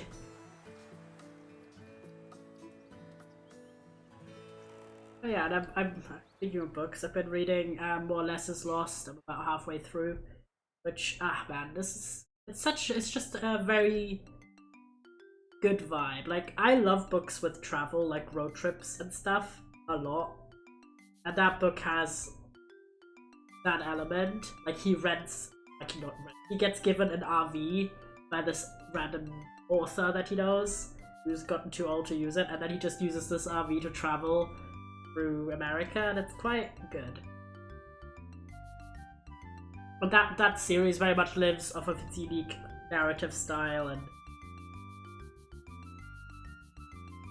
just, I don't know, good vibes. It's kind of similar, okay, this is actually a wild comparison, but the idea of like an aging gay author and sort of the interesting relationships that he's had over time, and especially with other literary figures, is similar to A Ladder to the Sky by John Boyne, which I really love. Great book, 5 on 5. So if you like that vibe, or if you know of that book, I would highly recommend Less and Less is Lost. Both kind of cover different bases. The first one covers like European travel, and the second one is American travel, so very well done both. So I'm enjoying my time. And then afterwards, I looked at my NetGalley Advanced Readers copies like shelf to see in terms of some of them may be running out soon, so I should read them. And there's one about the queer history of Newark, like Newark, New Jersey, that is actually running out soon, so I think I'll read that next, just so I get it done in time. Because I have had books where I've requested the copy, because technically you can always review them, you just can't always access the copy. Like if the book gets archived, you can't access the copy anymore, but you can still review it. So I've done this one or two times, I think, where I wanted to read a book but I forgot about it, and then I waited until it's published, bought the published copy, and then reviewed it still on NetGalley, even though I didn't actually read the advanced reader's copy, I read the proper copy. But you can do that. It's obviously more like a last resort. I don't aim for that. But so I've been trying to keep better track of if I've requested a copy of a book and I should review it in a particular time frame. Which, by the way, if you're wondering, review just means like a Goodreads review. Like you don't need to have a formal publishing space or anything to do that. So if you're someone who enjoys books and you want to read some books earlier than they are published and also for free, sign up for something like Edelweiss or NetGalley. Highly recommend. As long as you publish your reviews somewhere, can't just be Storygraph or Goodreads, you're eligible.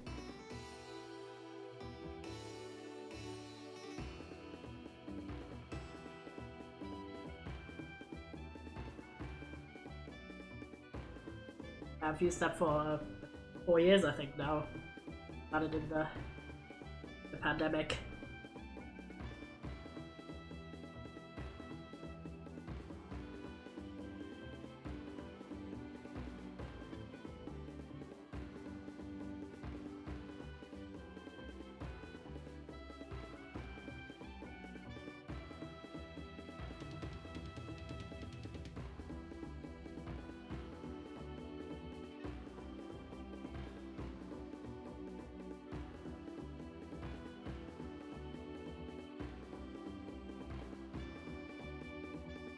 Also, I haven't decided, like, do you know that thing when you buy a new book and you're like, kind of feel guilty if you read it immediately because other books you've had laying around for much longer? But then you're also excited to read the new book. So at the moment I'm questioning, should, after the Queer Newark book, should I read the Fake Dates and Mooncakes book I bought with Elle? Because it is such like a summer reread and I'm excited. Or should I read something I've owned longer? Yes. The struggles really. I will get around to every book eventually, just a question of how long.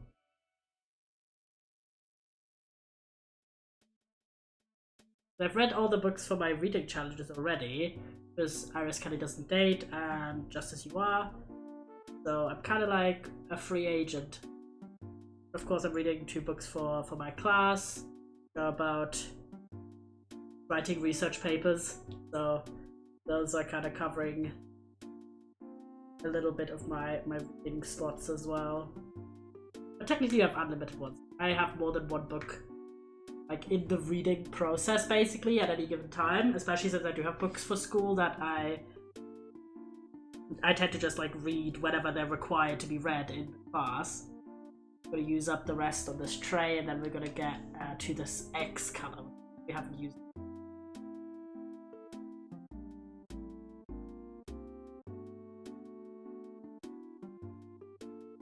At the moment, I still have 2 other books from like sociology classes that I've been reading for a really long time, like several years. Textbooks, and they're slow to read.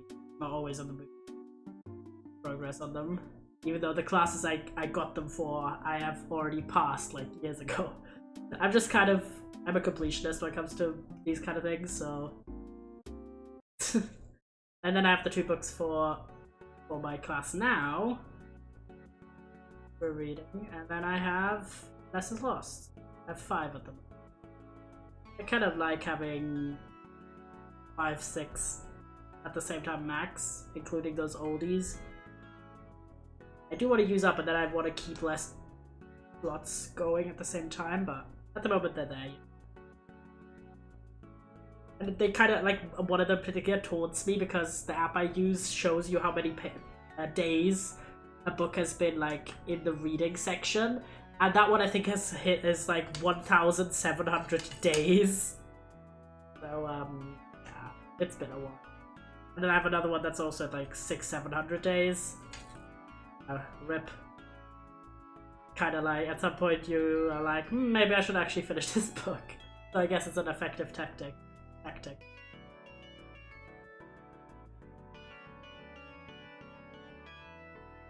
Right, only 4 left. Right, and then we're gonna switch, of course, to X for me. Like using up the tray because of that completion feeling.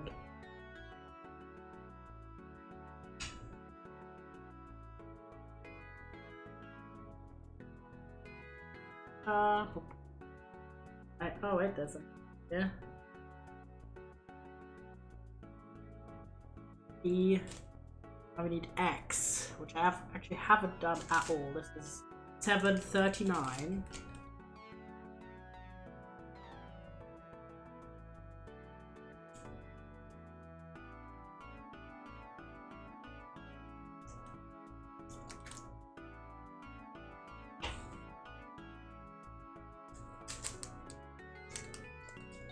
Pull out, boop, boop, boop.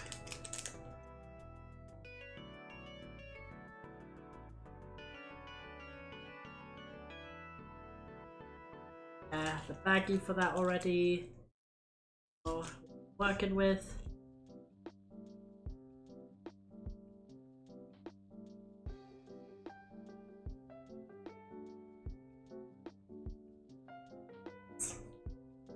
Oh man, I really need to sit up straighter, but I'm kind of like leaning forward a bit more than I should probably. My back.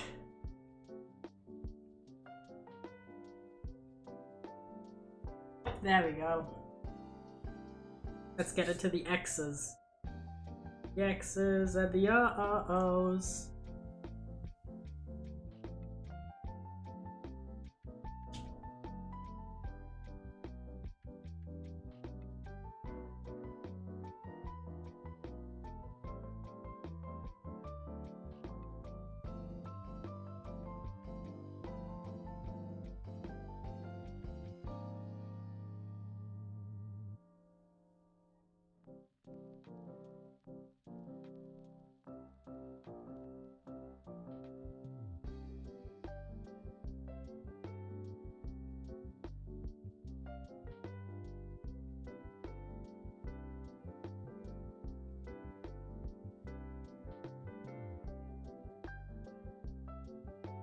Yeah, like when I first went to the UK after I've gotten like super into reading, because I had like a bit of a phase where I didn't read as much. I bought like 20 books or something. My suitcase was bursting. Second time I was a bit more, you know, give a boy Waterstones at the 2-for-1 kind of deal and student discounts, and you're just like causing problems.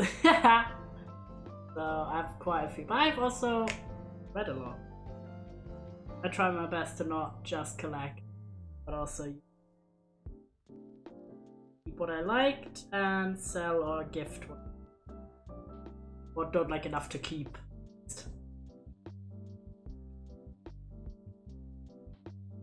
Oh my gosh. Bit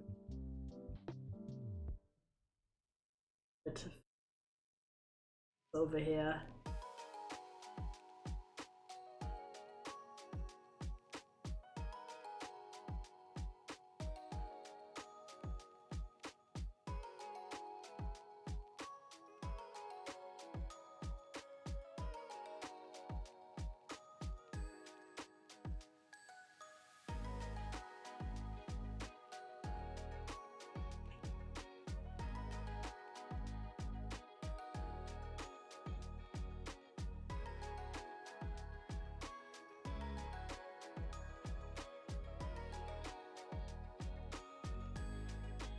So slim there.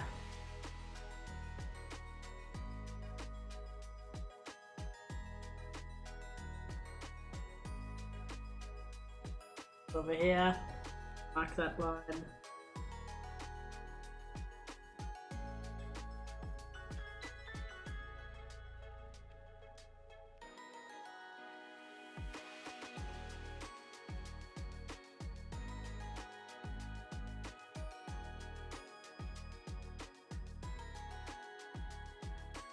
Hi Max. Hope you're well. Doing some diamond painting right now. Working on a jar of milk. A glass of milk primarily. Or I keep saying jar milk. Kind of big jar, if you will.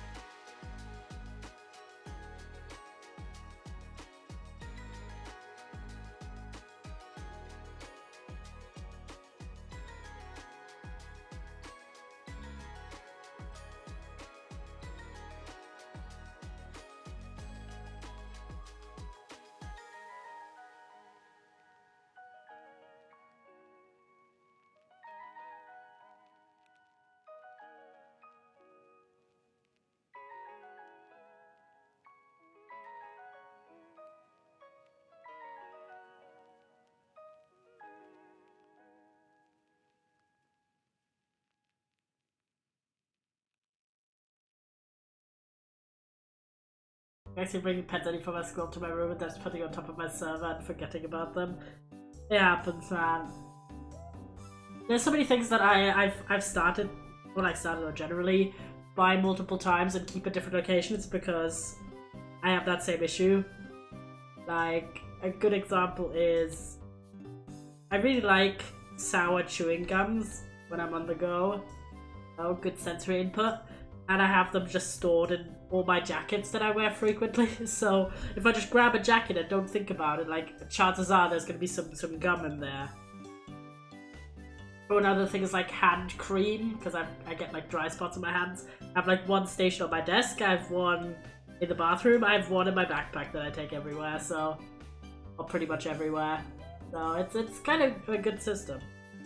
Would recommend if you do struggle with that. Have multiples. Better than having to hassle with it all the time.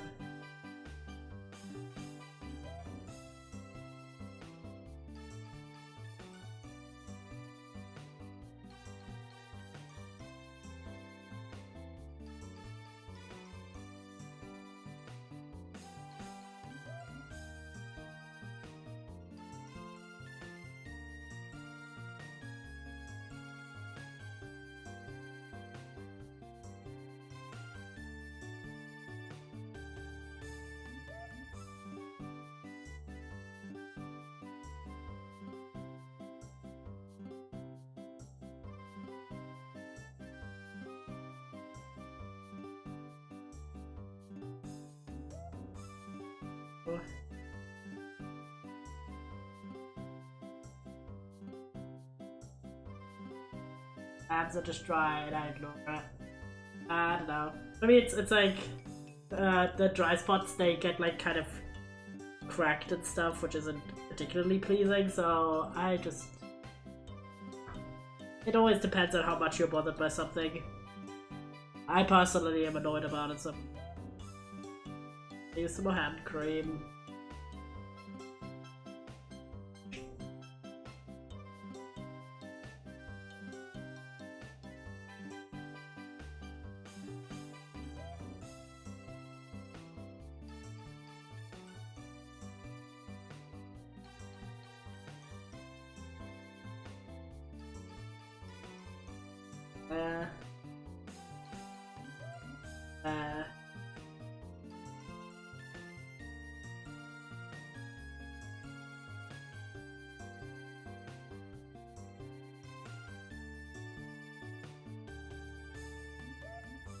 Very happy about the progress today.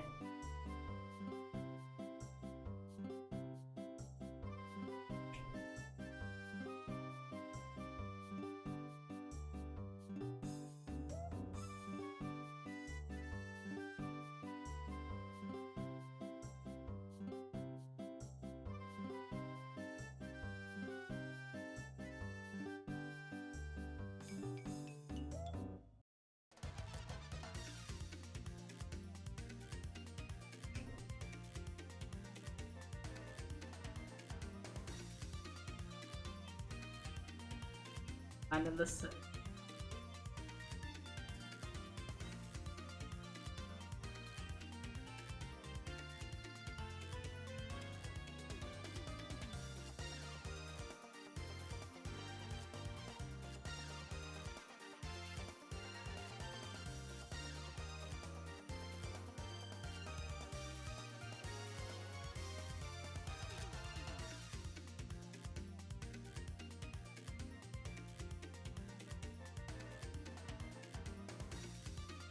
oh. I complain about my hands being rough, but that's because my palms are just dry. Why does my hands being dry matter to them? I don't know. Depends. You're touching people a lot and they're like, I don't like it, but I'm like, well.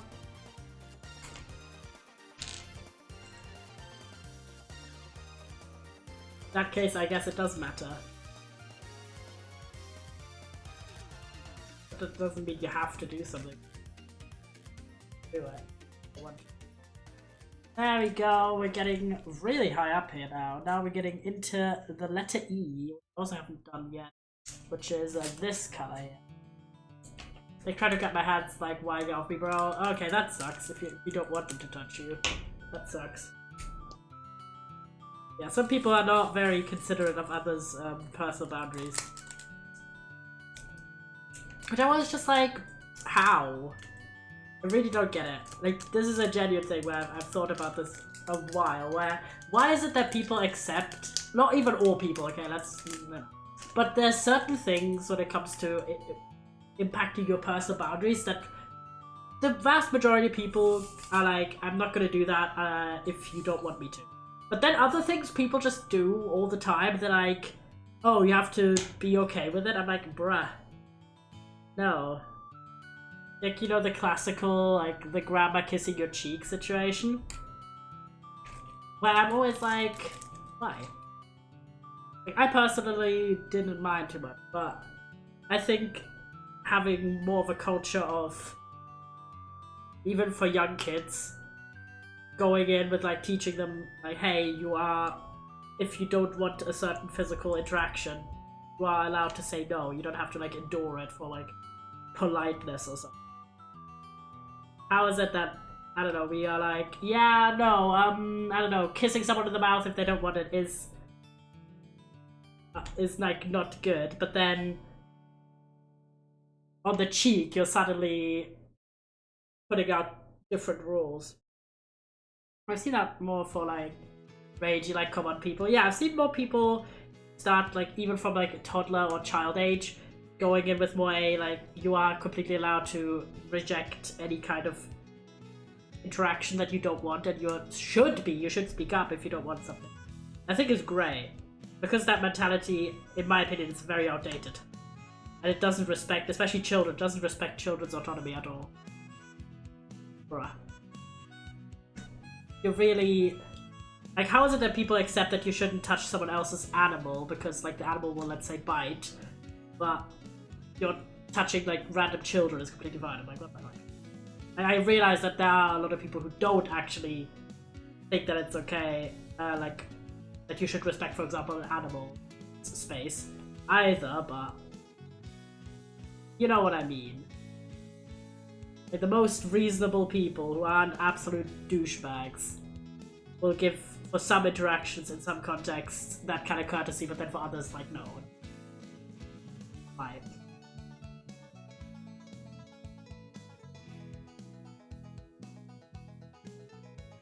Well then.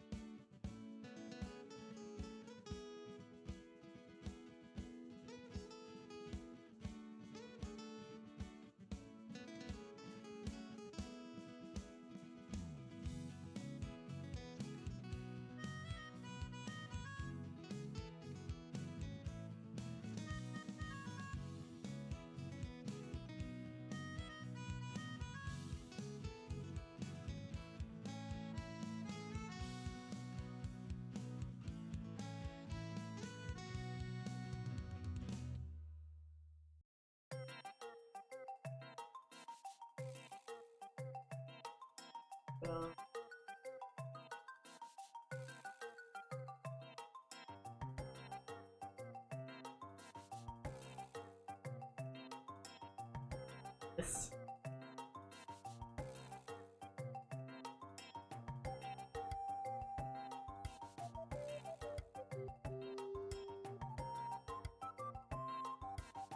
Funky music, cat jam. I don't know what game this is from, it's kind of effort to go check.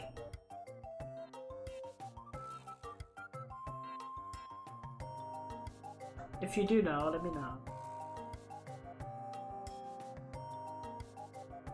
Gonna bother me.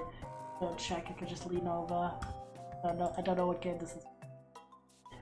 Yoshi's Island theme.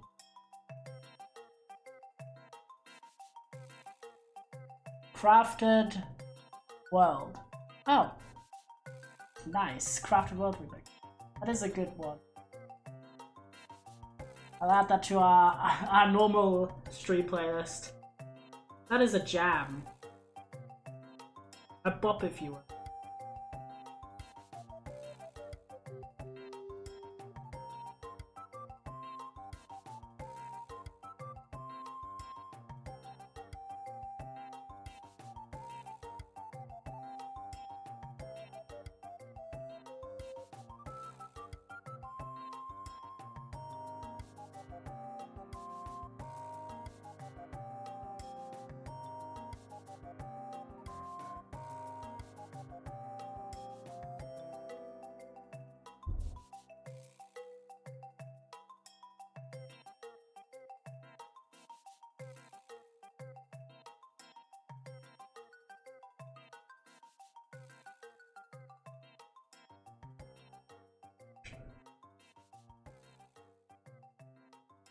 Go.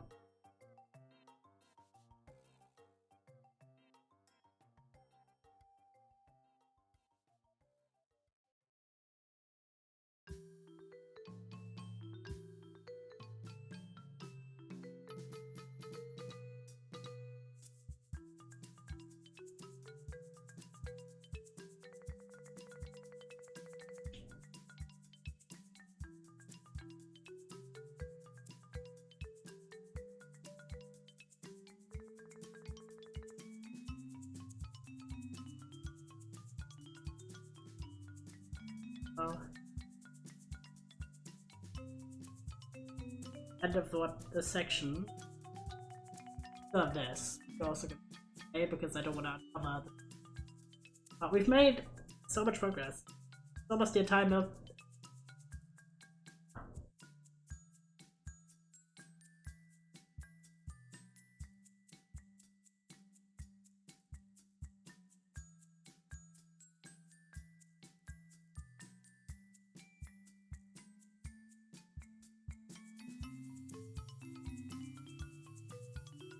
Nine left. Yippee.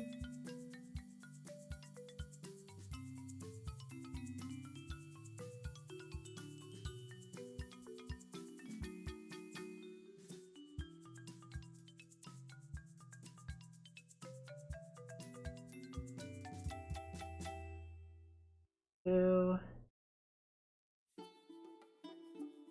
three. Yippee! There we go. Nice.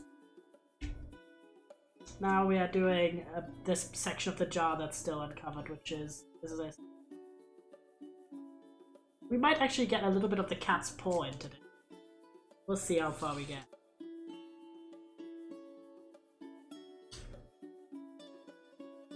Right, now we need tea for this outline.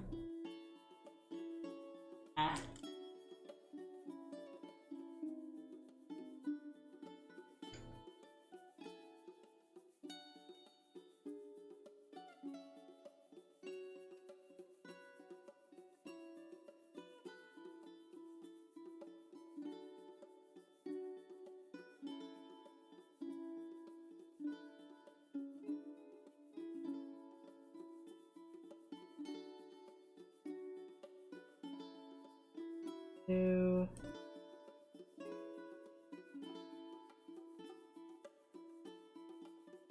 three,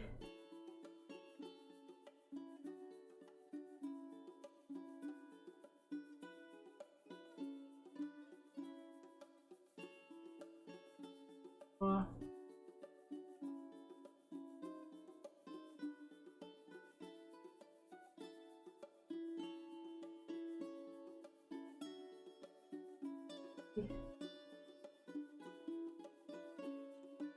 four.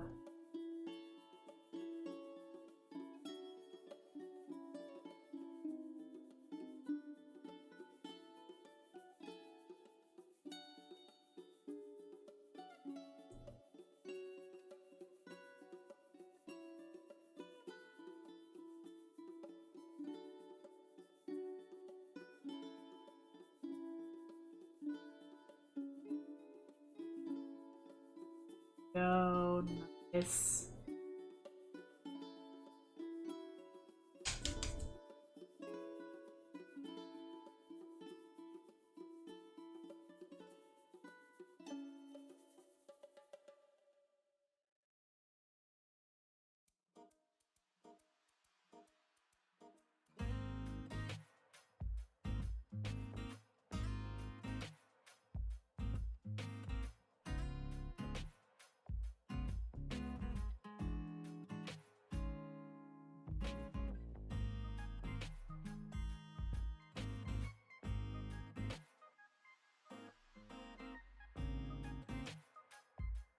Think about actually do a little bit of the face.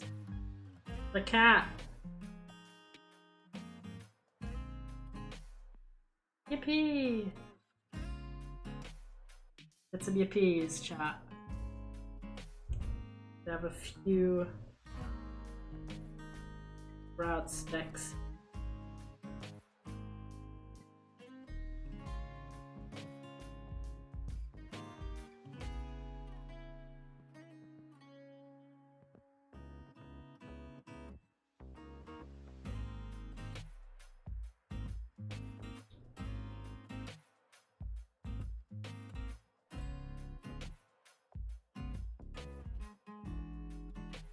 plastic. Yeah, I think that's what the T.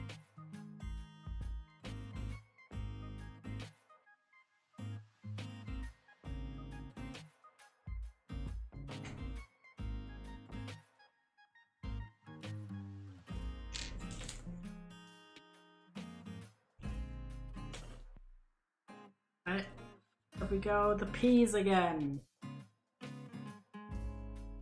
The P's.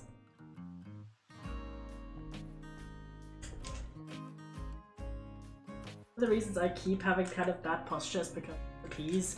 The letter P. For this. The P's. Yeah,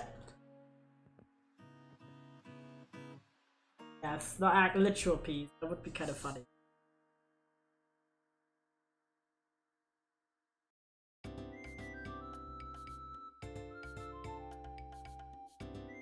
It could be like PS, P's, Peace, Peas. Yeah, there's too many words in English that sound very similar. To be fair, every language has that, I think. Or at least a lot of languages.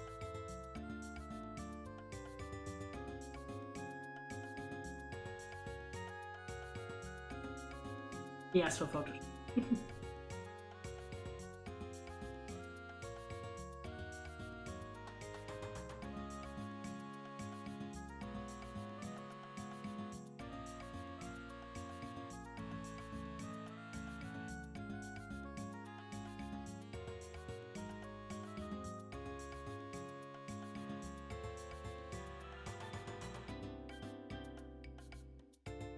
By the way, do you mind that it's mirrored on the camera or no? Are you chill? I only realized really when I started doing the letters. It's fine with me.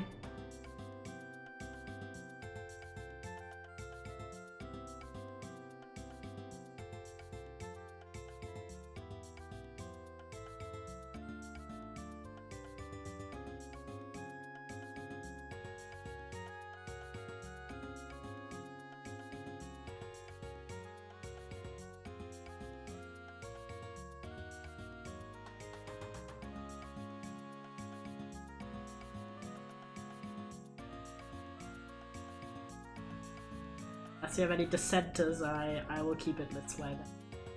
Frames.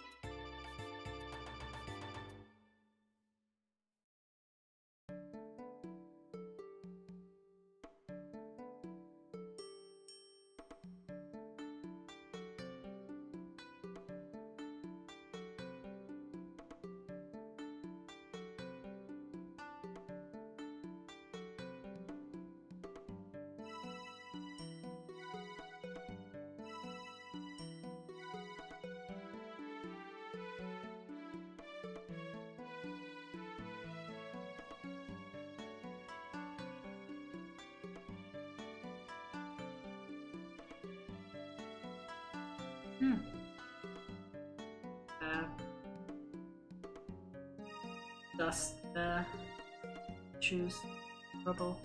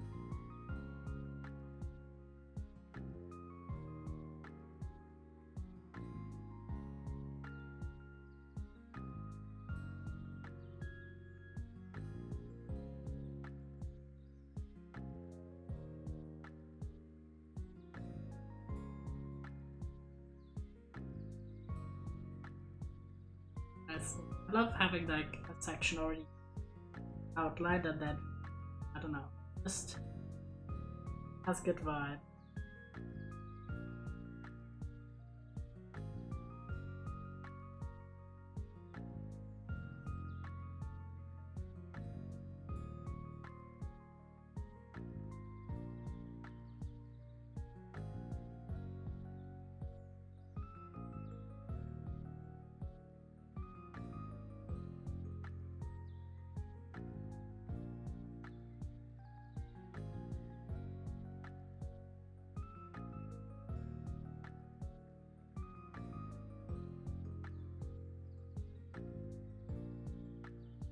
Go. Stretching and hydration. Like, ow.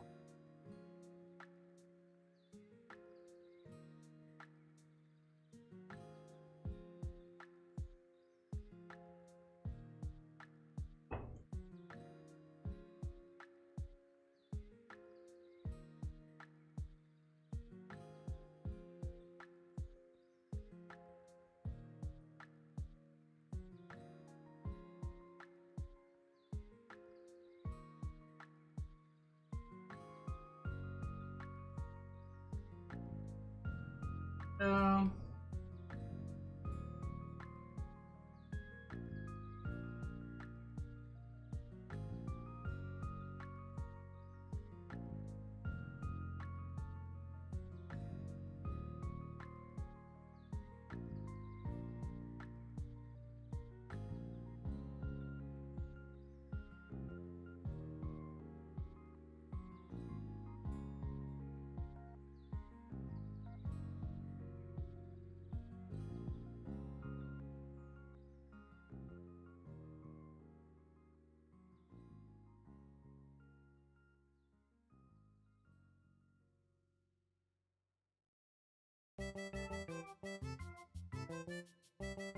ooh.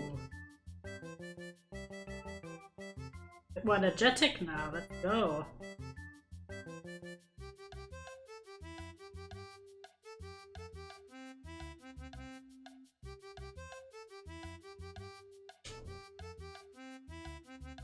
Roach, so true, so true. The Roach song.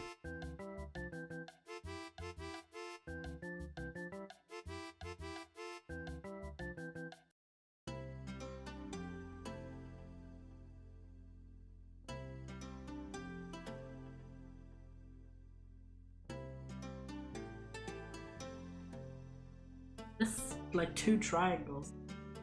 Terrible. Why hello, hi, welcome in. Ah, good to see you. The diamond painting right. Realized I missed 2 triangle gems right here. Ah, we fixed it.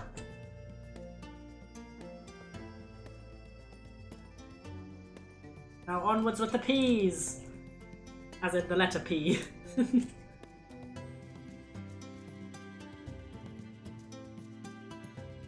Yeah.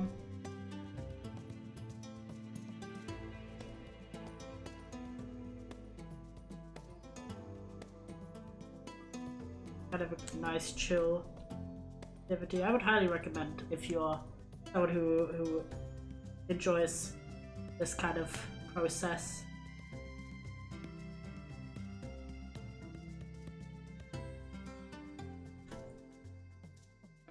We'll also at some point, I haven't decided if we're going to do it once the diamond painting's done or just in the middle of it, do a Lego stream, because I still have a Lego Minecraft set that I haven't done. I've been wanting to get into this.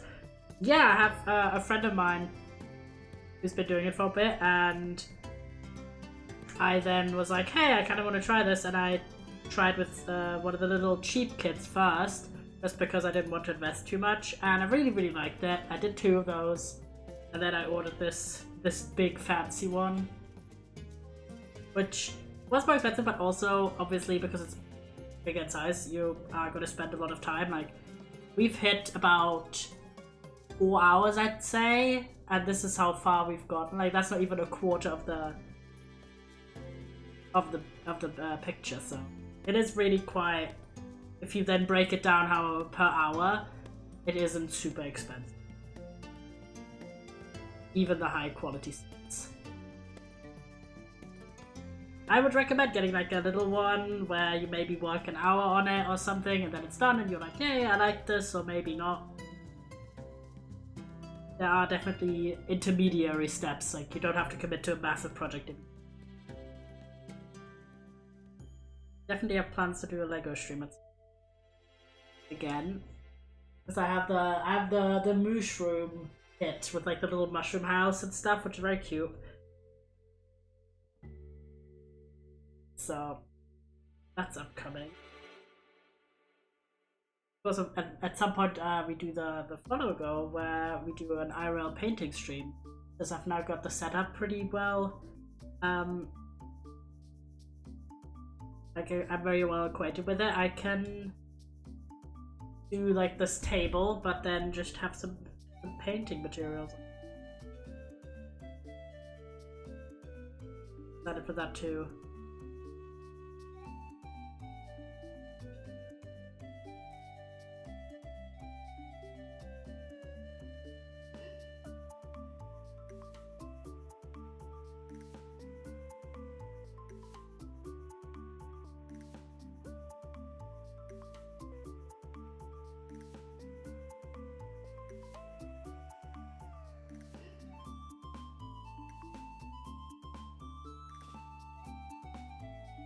I'm actually very hyped for that. I'm a bit nervous, of course, because it's my first like real job. I have to actually work with people and everything. Not my little mini job that I've been doing for a few years. I'm also super excited, not just for the job, but also to have more financial freedom.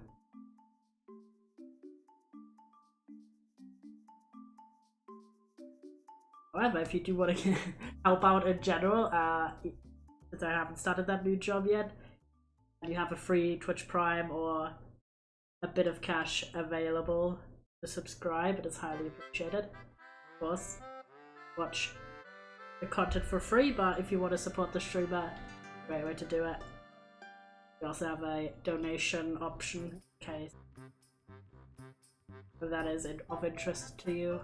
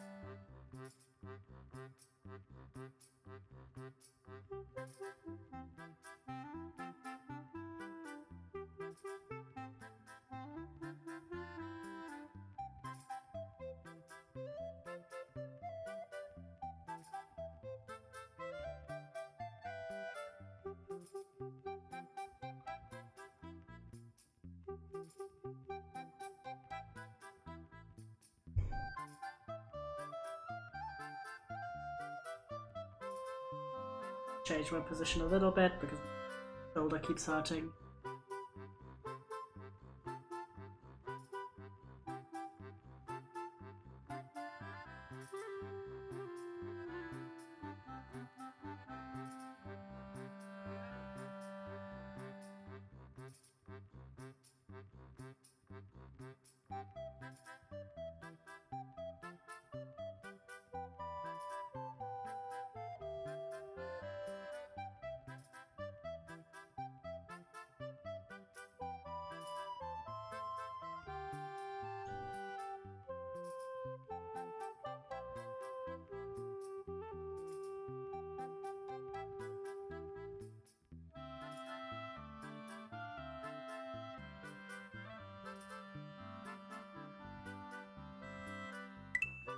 Mars Pooks tipped $5.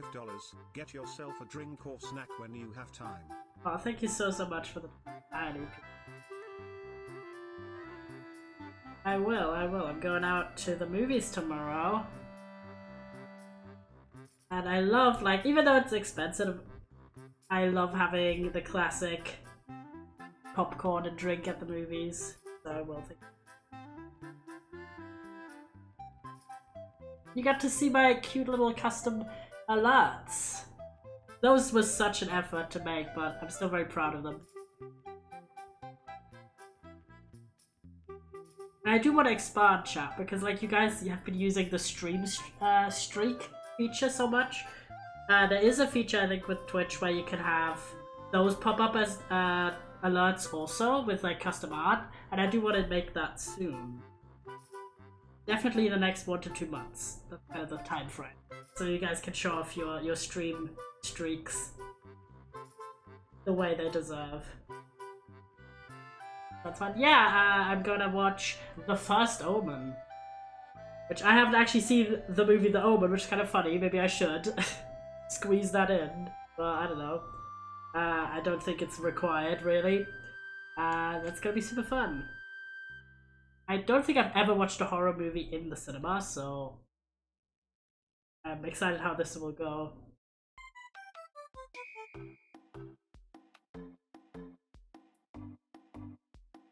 And I'm already working on getting my cinema quota up, because I've been once this year. Typically, I somehow only end up going once in a year total, so already beating that quota by going twice.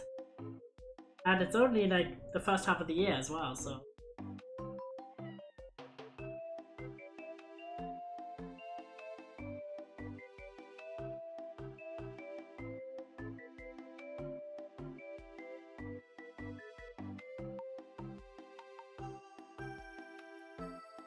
That's cool. Me and my roommate are planning to try and watch most of the Studio Ghibli movies in theaters since they are showing a ton of the movies in theaters this year. That's so exciting. Have a lovely time. There's actually a bunch that I haven't seen ever, so I should maybe do that also.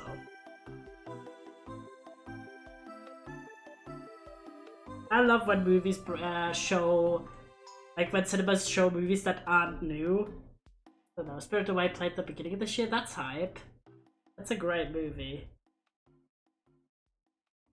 Oh, beginning of the month. Oh, beginning of the month. Yes.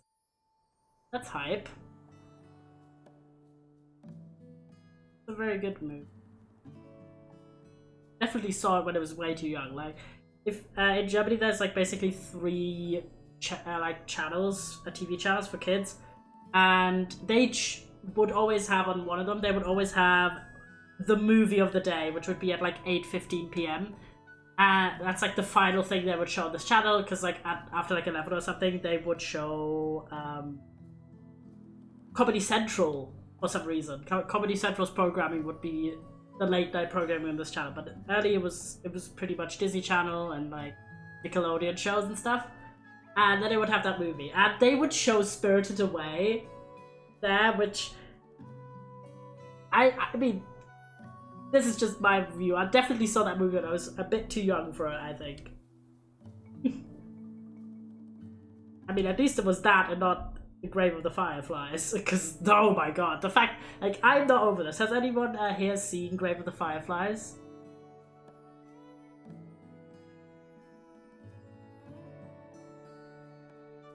Local movie theater at my hometown does $5 movies on Tuesdays. That's epic. Love a good affordable movie experience. But yeah, like, I've not yet. My roommate really wants me to learn. It is a very good movie, but it's also pretty like intense content. Because I mean, it is about World War II. It is about violence, and in Germany, this has a age rating of 6, I think, which is ridiculous. But it's not a movie suited for a 6-year-old. Like, okay, we have like a movie rating system in Germany where it rates games and it rates movies TV, called FSK. like the acronym is that. And it's like we have 0, 6, 12, 16, 18, basically. And there's some movies and TV shows that have just like a completely ridiculously a 6 age rating when they really shouldn't have. Including Grave of the Fireflies. It might be a 12, but even at 12 I think it's too young. But well, a movie that I was always like, I personally have been impacted by that movie being scored a 6, is Love Actually. Anyone knows the movie Love Actually? It is rated age appropriate for 6-year-olds in Germany, even though one of the plot lines is a classic, is a cinema classic. It is still my favorite Christmas movie. Has it aged 100% greatly? No, but it has quite a bit of charm in my opinion. Still. And the whole plot is obviously a bunch of different storylines. It's like an anthology movie. There's different storylines that all center around the theme of love and around Christmas. That's like familial love, romantic love, like first love, grieving your love, like all this kind of stuff. And one of the storylines is literally about the couple meeting on the set of a porn. Which is not inappropriate. Like, there's like, they're fully like top half naked in these scenes. Where I'm like, was this appropriate for 6-year-olds? No. Did I see this at age 6? Yes. I vividly remember watching this movie with my like childhood, like kindergarten best friend. I still love this movie, by the way, but I'm like, why is it age 6? It should definitely be age 12. Because I don't know, what do you really need to know about the existence of porn at the age of 6? Maybe not. Realistically, maybe not. That's what I mean, like, sometimes they will just rate something that's... For example, I'm very sure that they rated Grave of the Fireflies so young because it's an animated movie. Because that's the typical, like, old, oh, it's animated so it's for kids, which, what the fuck? Definitely not.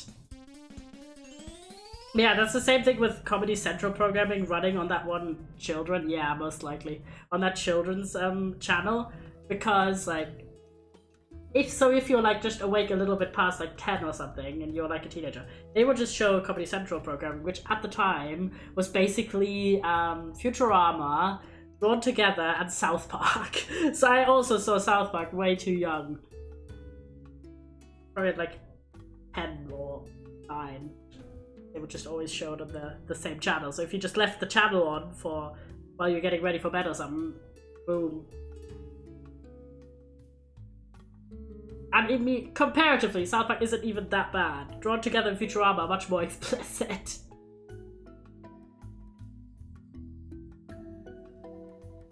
But it's the way. I don't think there's a single person on the planet who didn't consume a media at an age that wasn't like where they were too young for it, realistically. Whether it's a horror movie or like anything like that. And so I also just sometimes people just on purpose do it because like, oh, it's forbidden. I remember like the same best friend, by the way, from kindergarten age that I watched Love Actually with.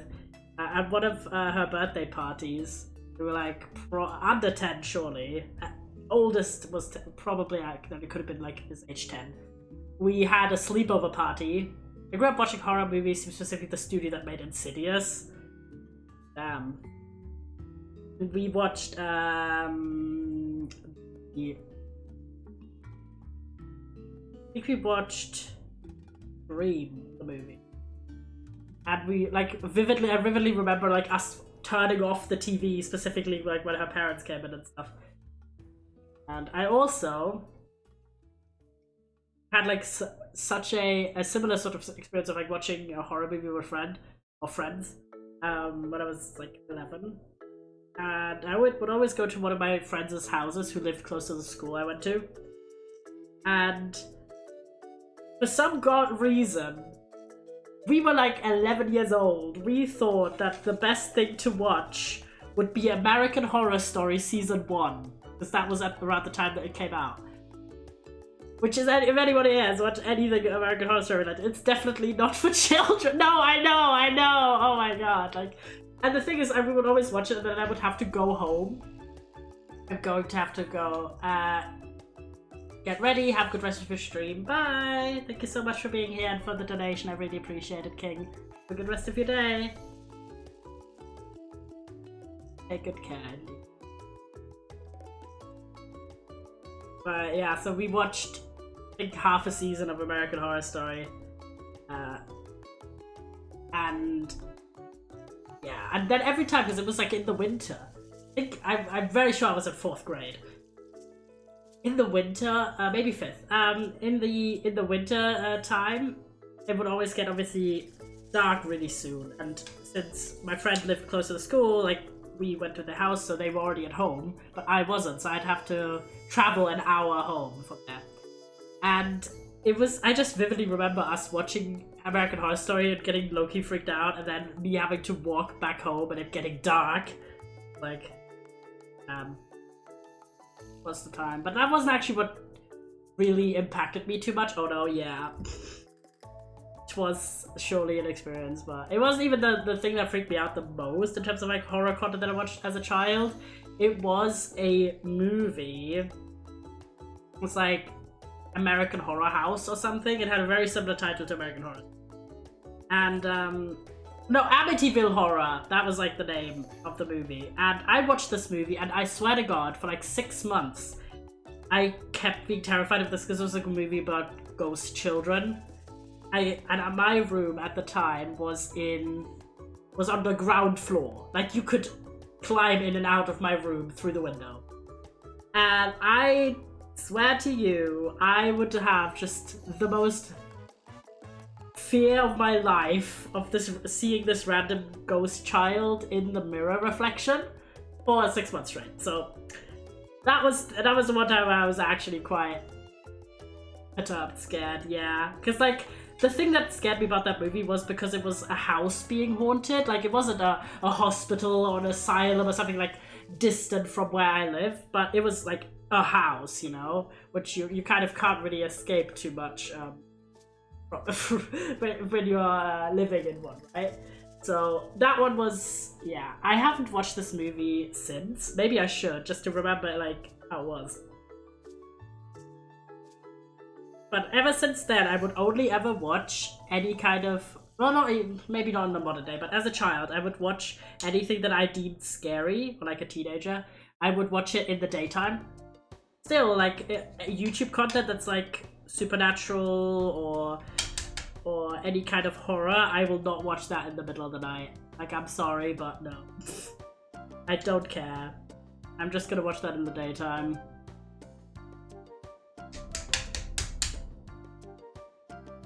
Oh, speaking of dreams, I had like such an awful, like, weird dream recently. It wasn't a horror, like, movie horror, but man. And I just need 3 bits and then we're done. The peas. And I don't know, I want to hear about you guys. Like, are you guys that dream? Are you guys that have like very sort of reality-based dreams, or is it more like super fantastical or anything like that? Like, let me know. Yay! Go. Oh, there's 2 peas. So for me, I tend to have dreams that are very much mixing different elements of my real life, of my real memories, with other parts that are not chronologically connected or anything like that, and then adding some new bits in. There we go. I think I've got it. Nice.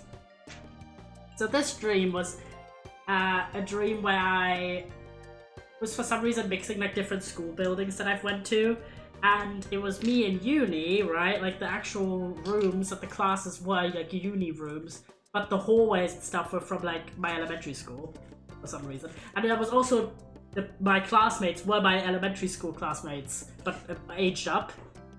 Even though obviously I don't go with any of the people I went to school with to uni at all. So it was a very weird mix, and it was just these random kids from my elementary school being like really mean to me and throwing shit at me in the classroom and everything, and that weren't mean to me in real life, mind you, just like random classmates. And I would constantly try to speak to the teacher about it, but they were like, we need you to have proof. And it was me trying to get this proof, and it was like, why is this my dream right now? Like, what is happening? That was a very bizarre thing. But kind of related to school dreams, on multiple occasions, and I've talked to my dad about it. Apparently he had these sorts of dreams as well when he was younger, like dreaming that I didn't pass my high school exam correctly and had to like retake stuff in school. Very bizarre. Like on so many occasions I've had dreams where I'm in uni in my dream, but then I get like a letter saying that I didn't pass a class in high school and I had to retake it and then go back to my high school. I'm like, oh my god. Actually the worst nightmare ever. To see like all these random people I went to high school with that. I went to like a relatively small conservative high school, so you can really think about how well that went for me. So, get this.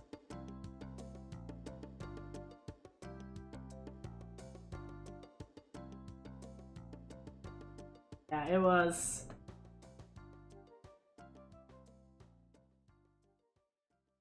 Backpack.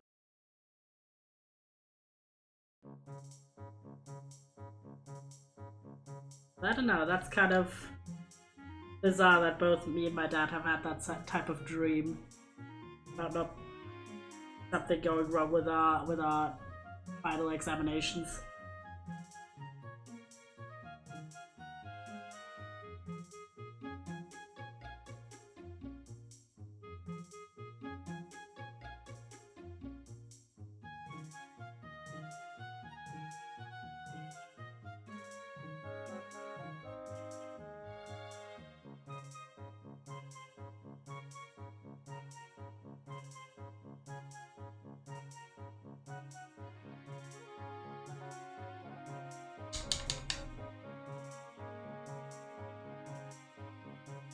There we go.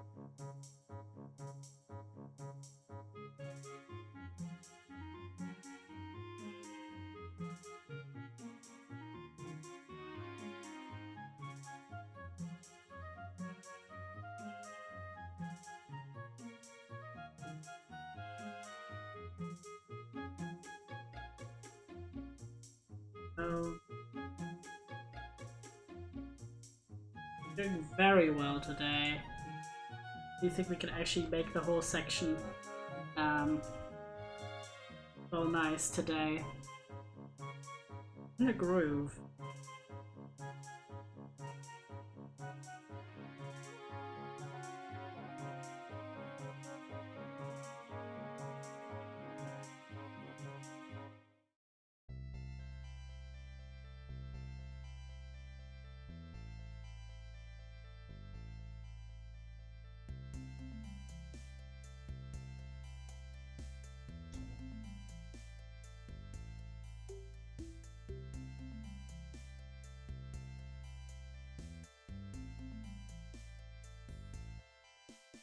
Go.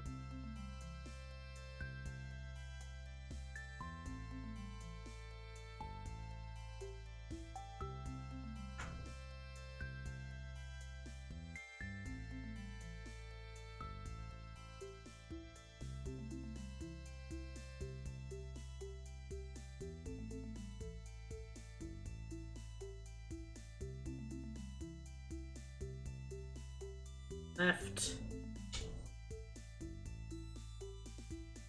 Right.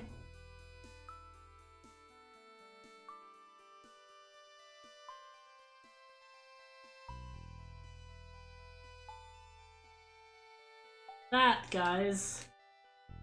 Little lid is getting created.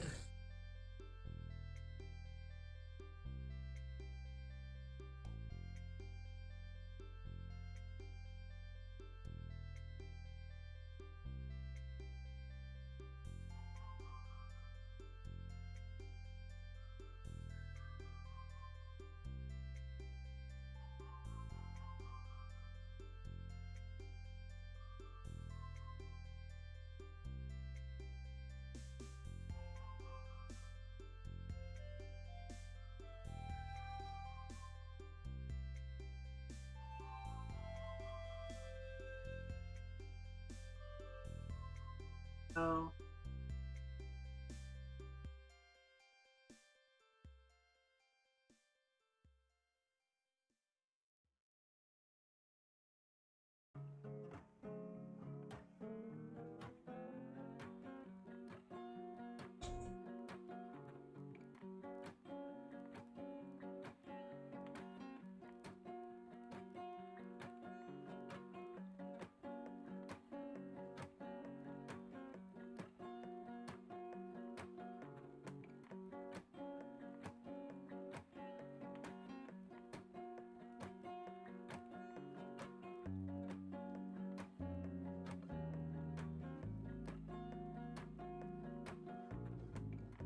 Oh.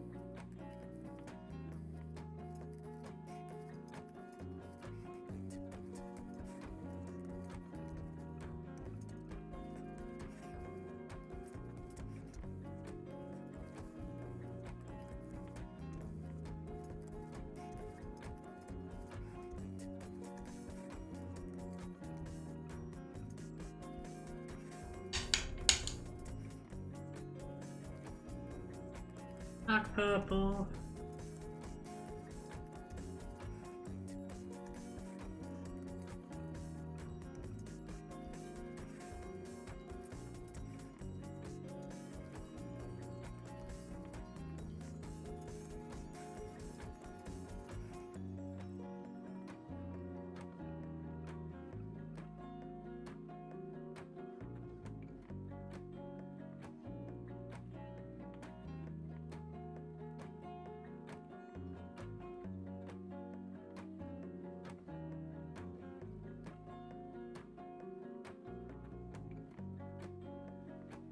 Go.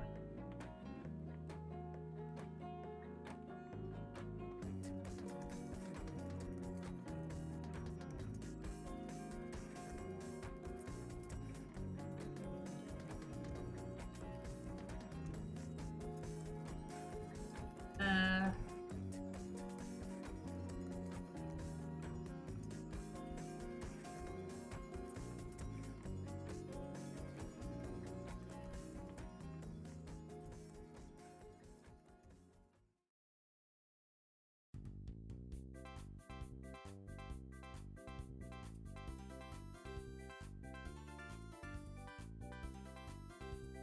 oh.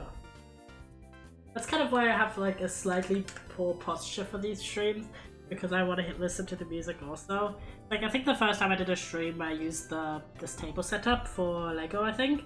I didn't have the headphones in because I didn't put the so true. I didn't put the setup together in a way that allowed that, and it was just kind of weird to sit in complete silence. So I've made it that I can actually use my regular headphones for my PC setup, because my PC is literally on the table right by this. It's like literally here. And but the disadvantage is that I sit a little bit in the same position so I don't rip out the cable. It is what it is.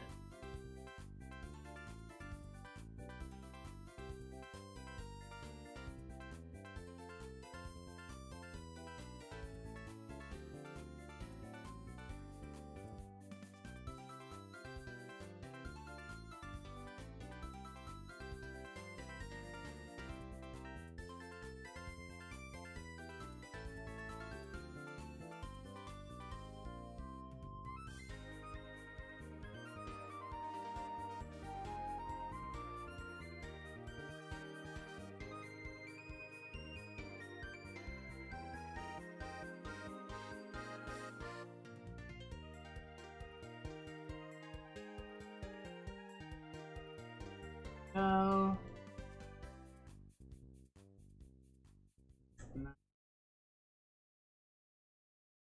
Nice. Oh, and go for bishop of double.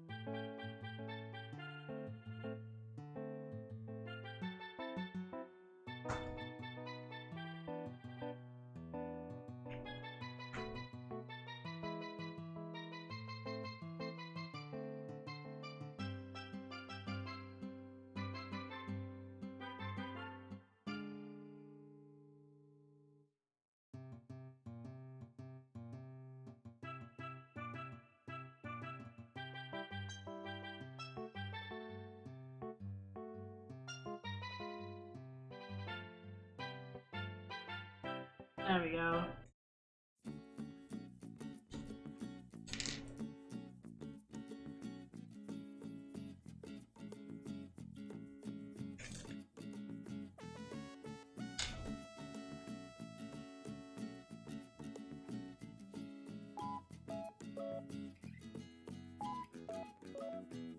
Need X's. X's and the uh-ohs. Ah. For some reason.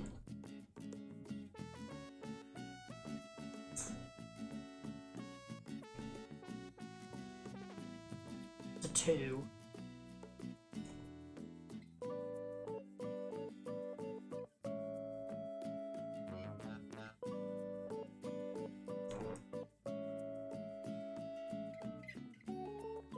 Oh, I said the letter, by the way. There's a confidently 2. There's...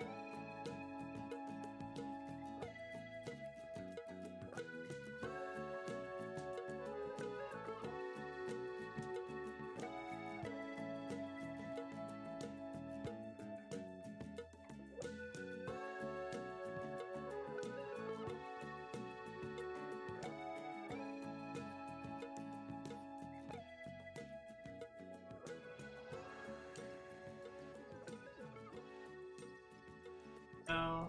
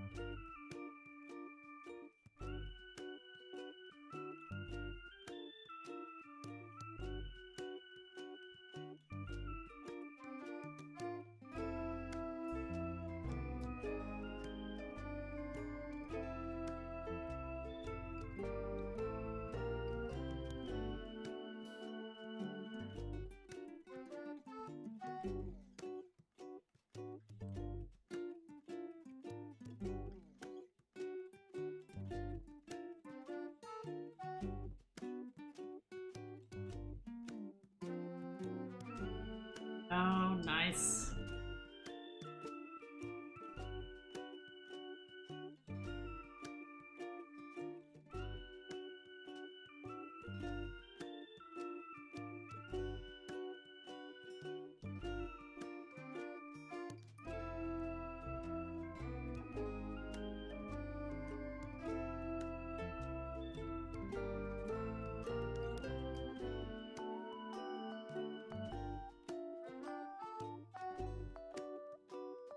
Oh.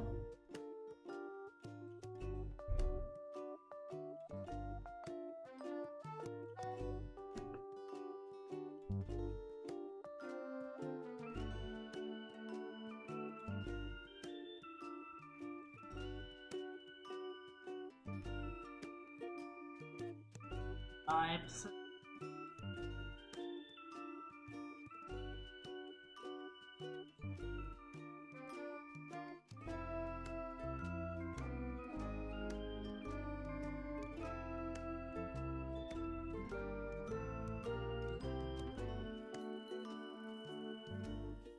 Have some rice after.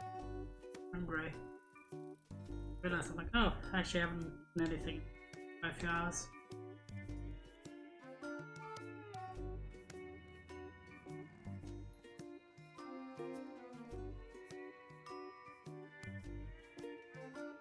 Can we talk about how genius the invention of microwave rice is?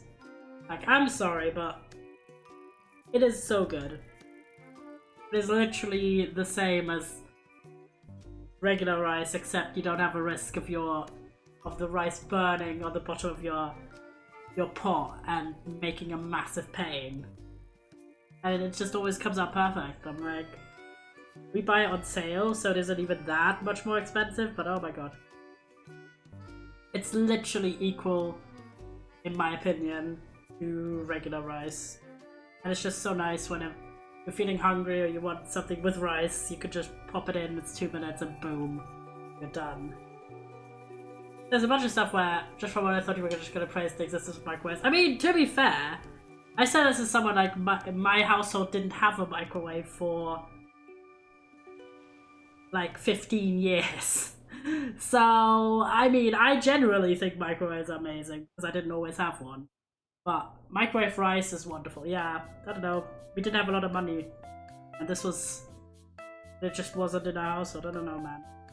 Don't ask me why exactly, but... No, we didn't have one. For 15 years. And then we did have one. It was like, epic. Same thing as with, dishwasher, actually. We didn't have a dishwasher for 8 years or so. And man, I really... And that was my mum's, and then I moved to my dad's, and our washing machine, not washing, our dishwasher was broken, so we also didn't have a dishwasher for like 3 years. Until we hadn't found like a good deal to buy a new one. So, and man, washing dishes by hand is awful. Big awful. Dislike. Massive dislike. We didn't have one until we moved into this house where we took the kitchen from the previous owner and they had a dishwasher. I do that thing every day, washing dishes by hand, that is. I just hate the sensory experience a lot. Like a lot. I really dislike it massively. So I can do it, but I really don't want to. So dishwasher's lovely. Right. I mean, there's a bunch of stuff that's like microwave food that's like decent, but definitely worse. What I was on about. It's not fun, but I've done it for so long. That's fair enough.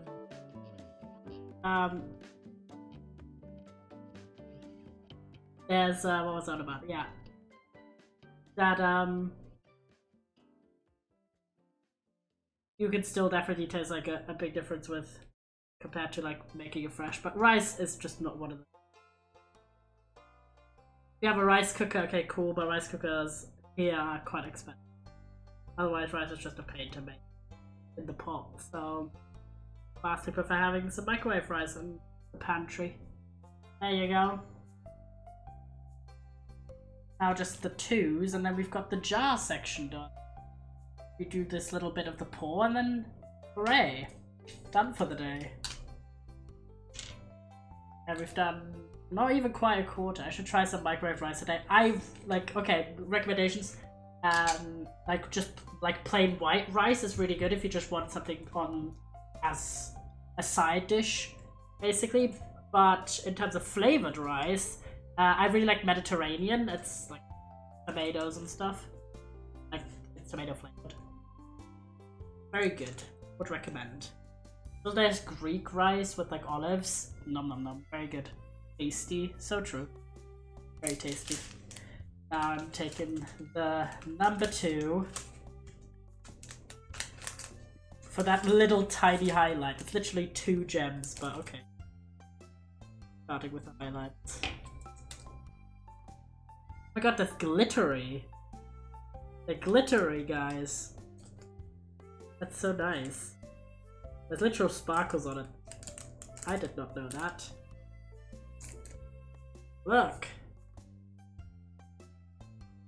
Ah. And a wild.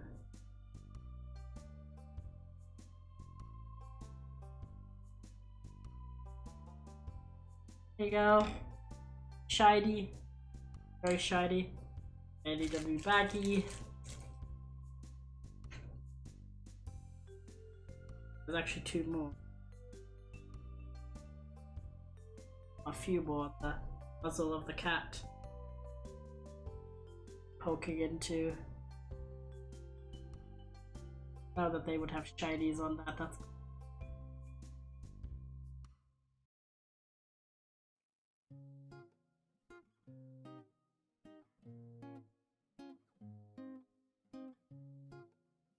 now that's all the little 2s for the moment.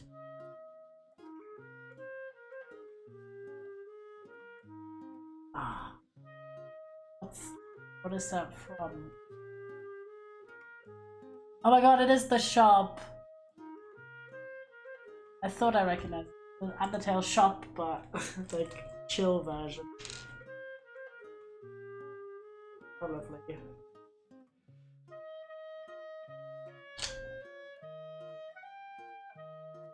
Number 2s and shiny bag. Right, now we need letter X. Done that.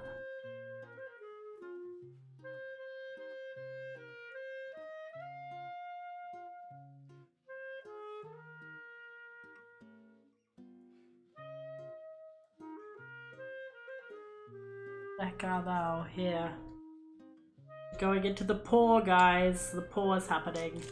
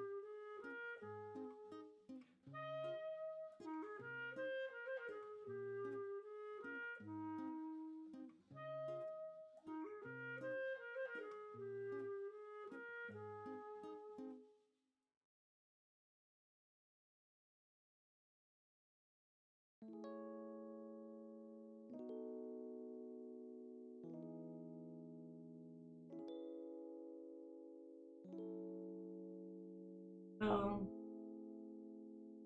More time.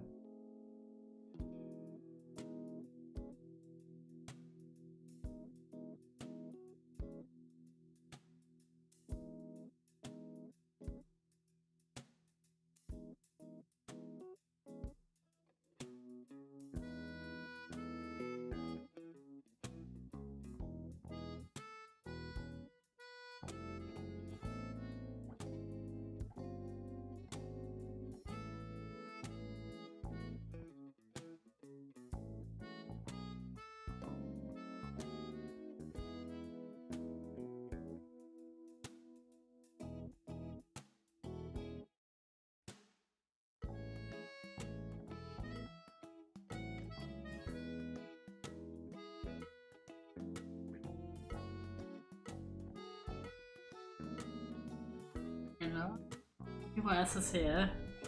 Almost my mind.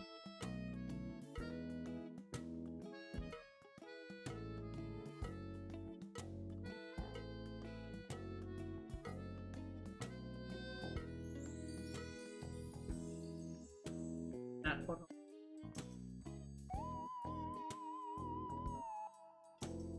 Yep, there we go. Very nice.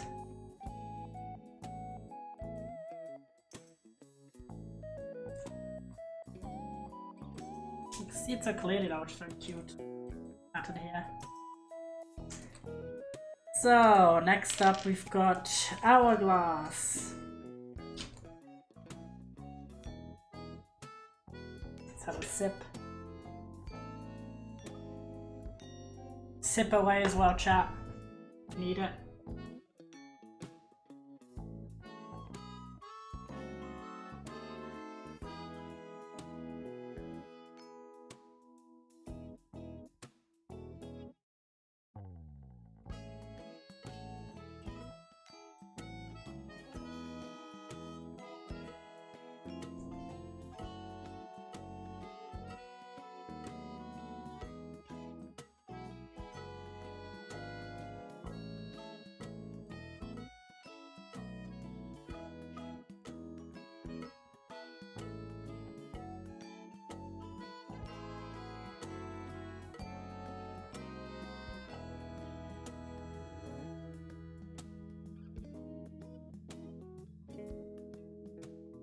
You think it's very cute that the cat is cookie colored.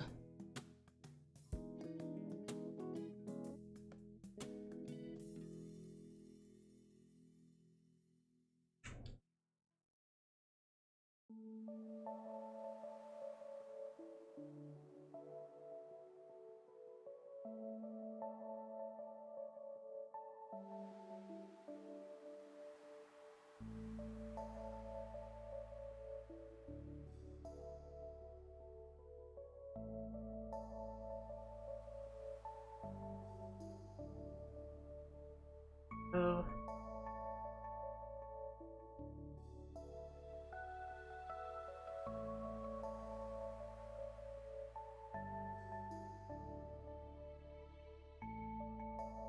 A bit more.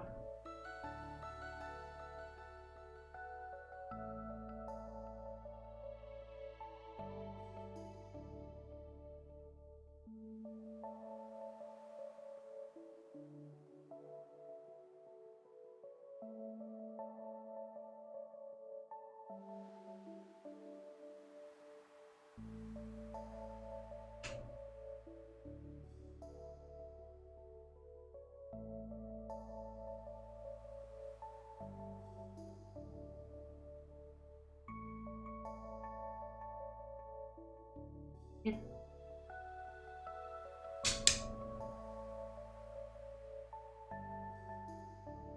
But I think I'm exactly on the dot enough. That's so satisfying. Oh my god. Guys. Shit.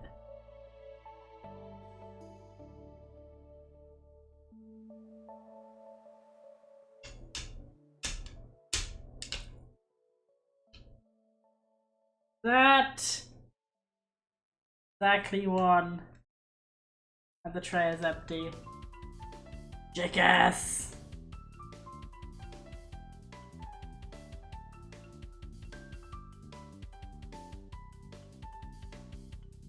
Yippee, I know. Big yippee. And now we need the hashtag.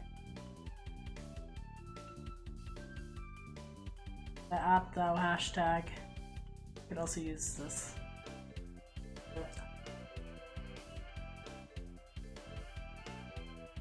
Dark brown arrows, which are like the little claws.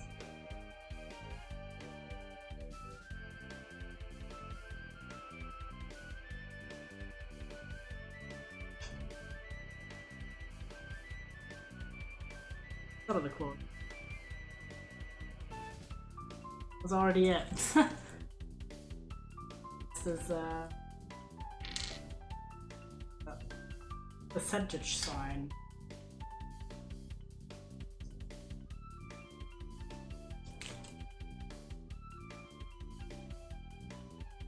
It's one of the most difficult to decipher symbols in my opinion. It's like very squished in the circle. But we've got it.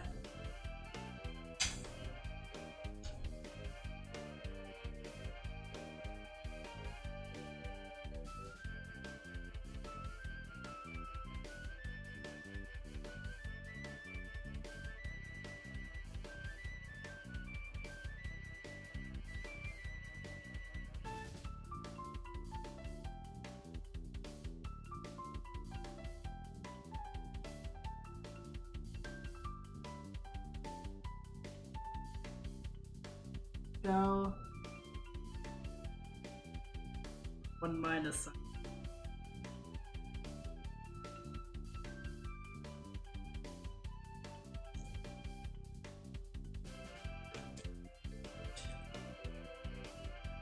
One out.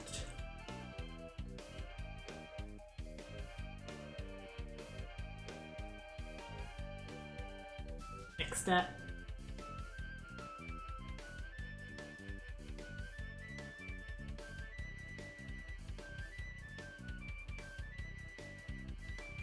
And force shaping.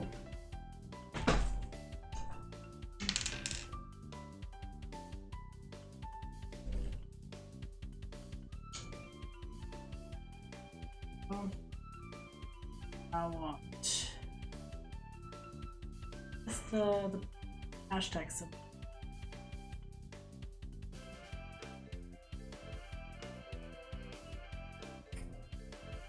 Here again, guys. For the day, at least. I mean, you see how much this. That's what I was saying. Like, we are 5 hours total into this diamond painting, and we have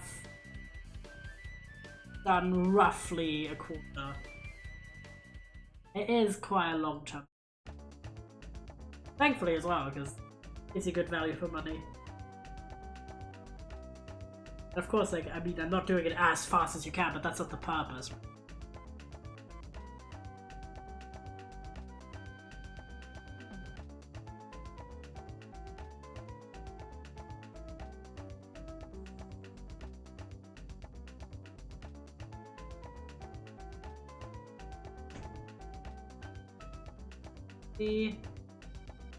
After that, I think we just need to let it see, and then we're done.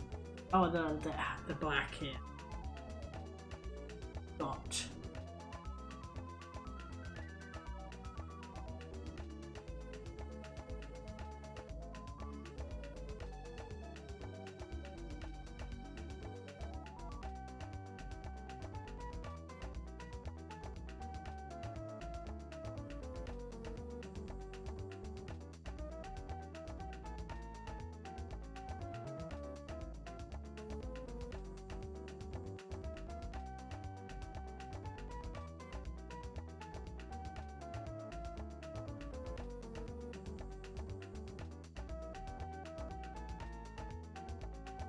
Like bad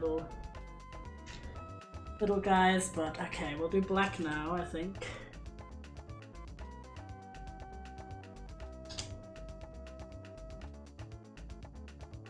Ew. Isn't actually black, it's like shiny. Black shinies. It's very, very cool, I'm excited. It's gorgeous. Bag ready already.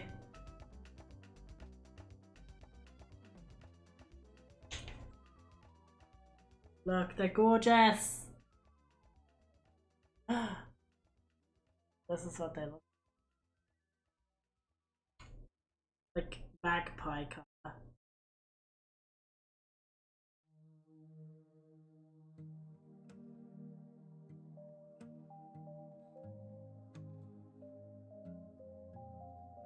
Oh wow, shiny.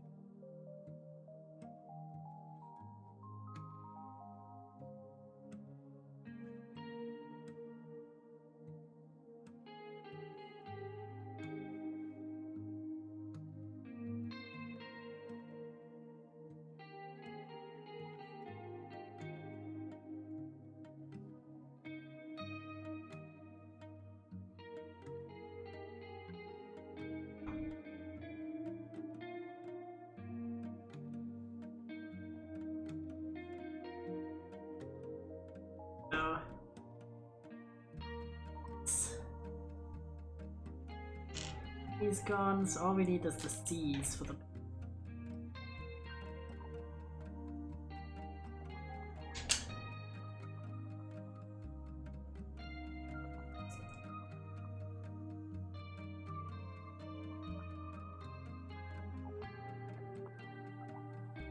It's the C.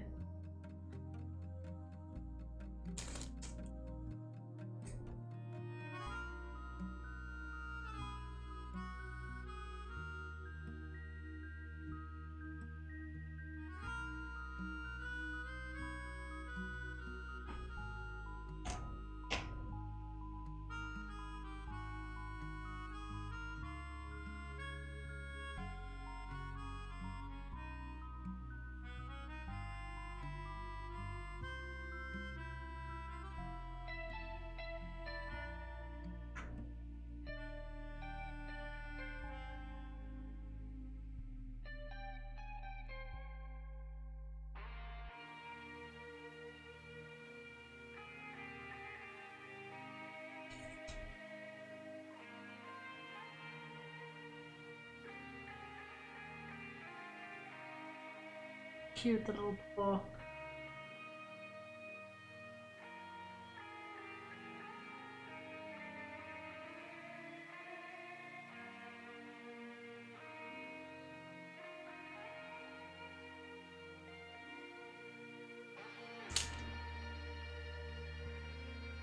Then there we go.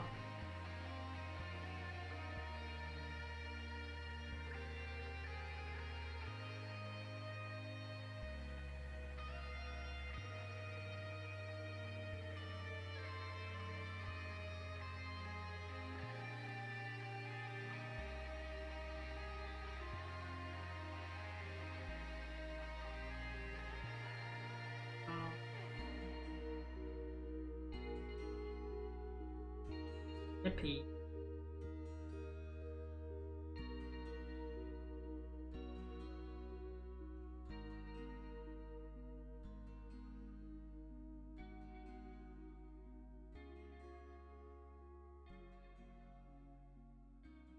What we now need is like a little bit of the T, one X, one P, and then give the full sense, which you actually haven't used at all.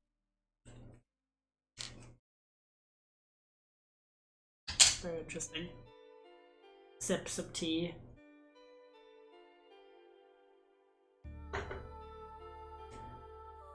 Now we need one P. Oh shit. The P correctly now. Build some P. That's so wrong. I mean the letter P. Specifically.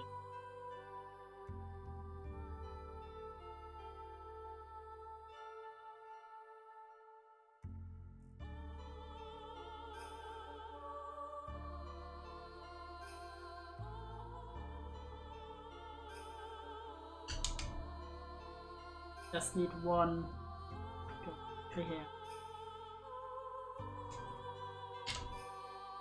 One X.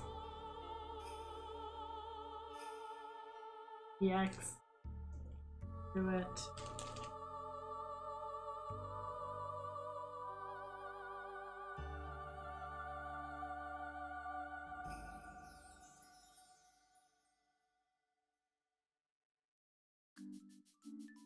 Oh, and then we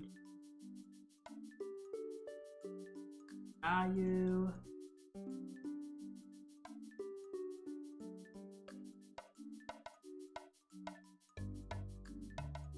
S.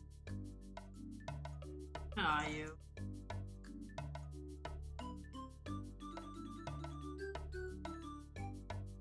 Actually,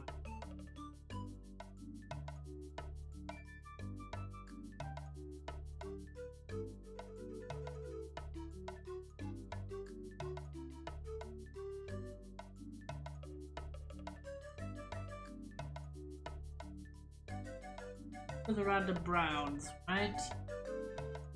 Yeah.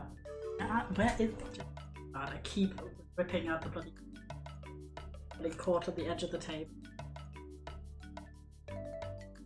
Actually, where?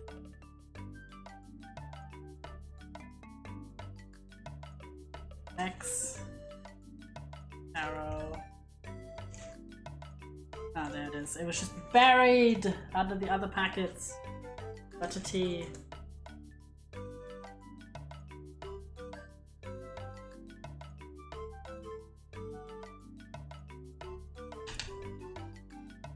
Oh, it's at the end. I can do it. I can do it.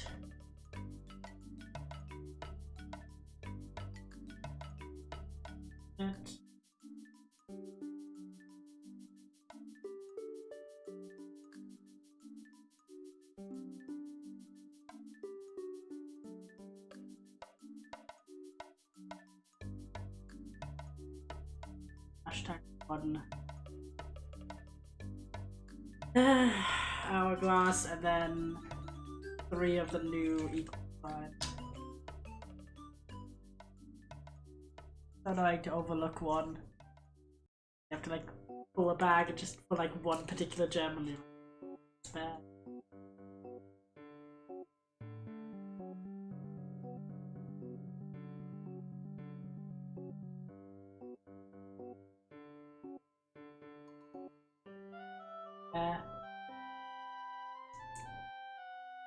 Hashtag.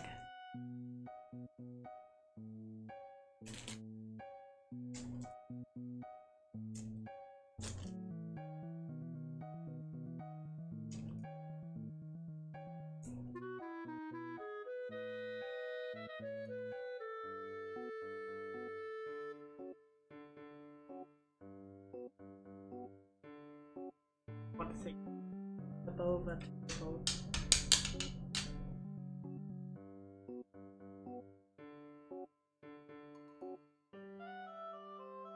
There we go. All we need is our final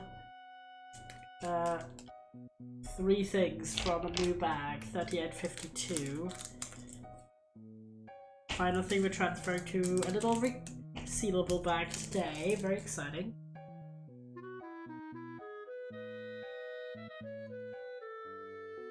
Boop. Boop. And final gem for the day. Ta-da! Hold it up a little bit so you effect. Done. Shiny effect. Very lovely. Oh my god, I've ripped it out again. What a god. Alright, there we go. I'm gonna just transfer, of course, our friend the equal sign to its own little bag. We still have this one, it's the only one that we didn't open yet. I think that one is plus sign. Where the fuck has it even happened?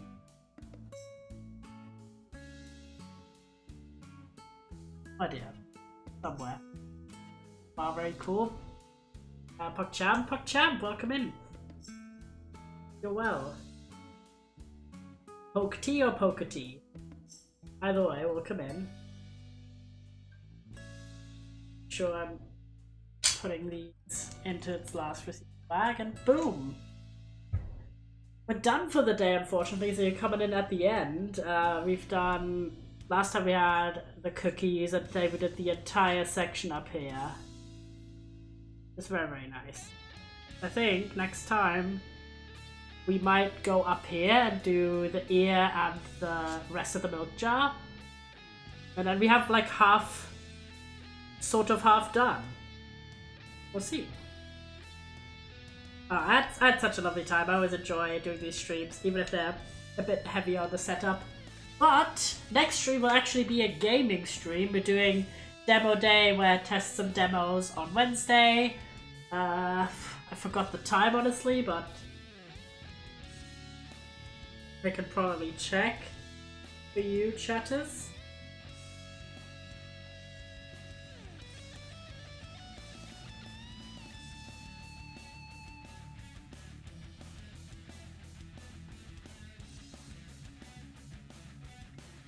Let me look for you. yeah, Demo Day stream is at 7 PM BST Wednesday, so we'll see each other then, hopefully.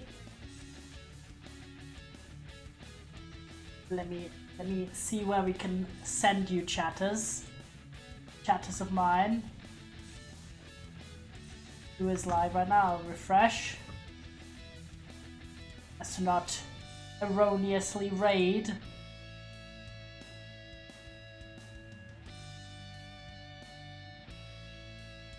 I will send you to Mike. He's doing some Minecraft. Hope you have a good time over there, and I will see you on Wednesday. Goodbye.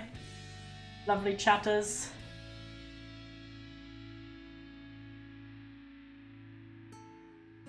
Bye bye until Wednesday.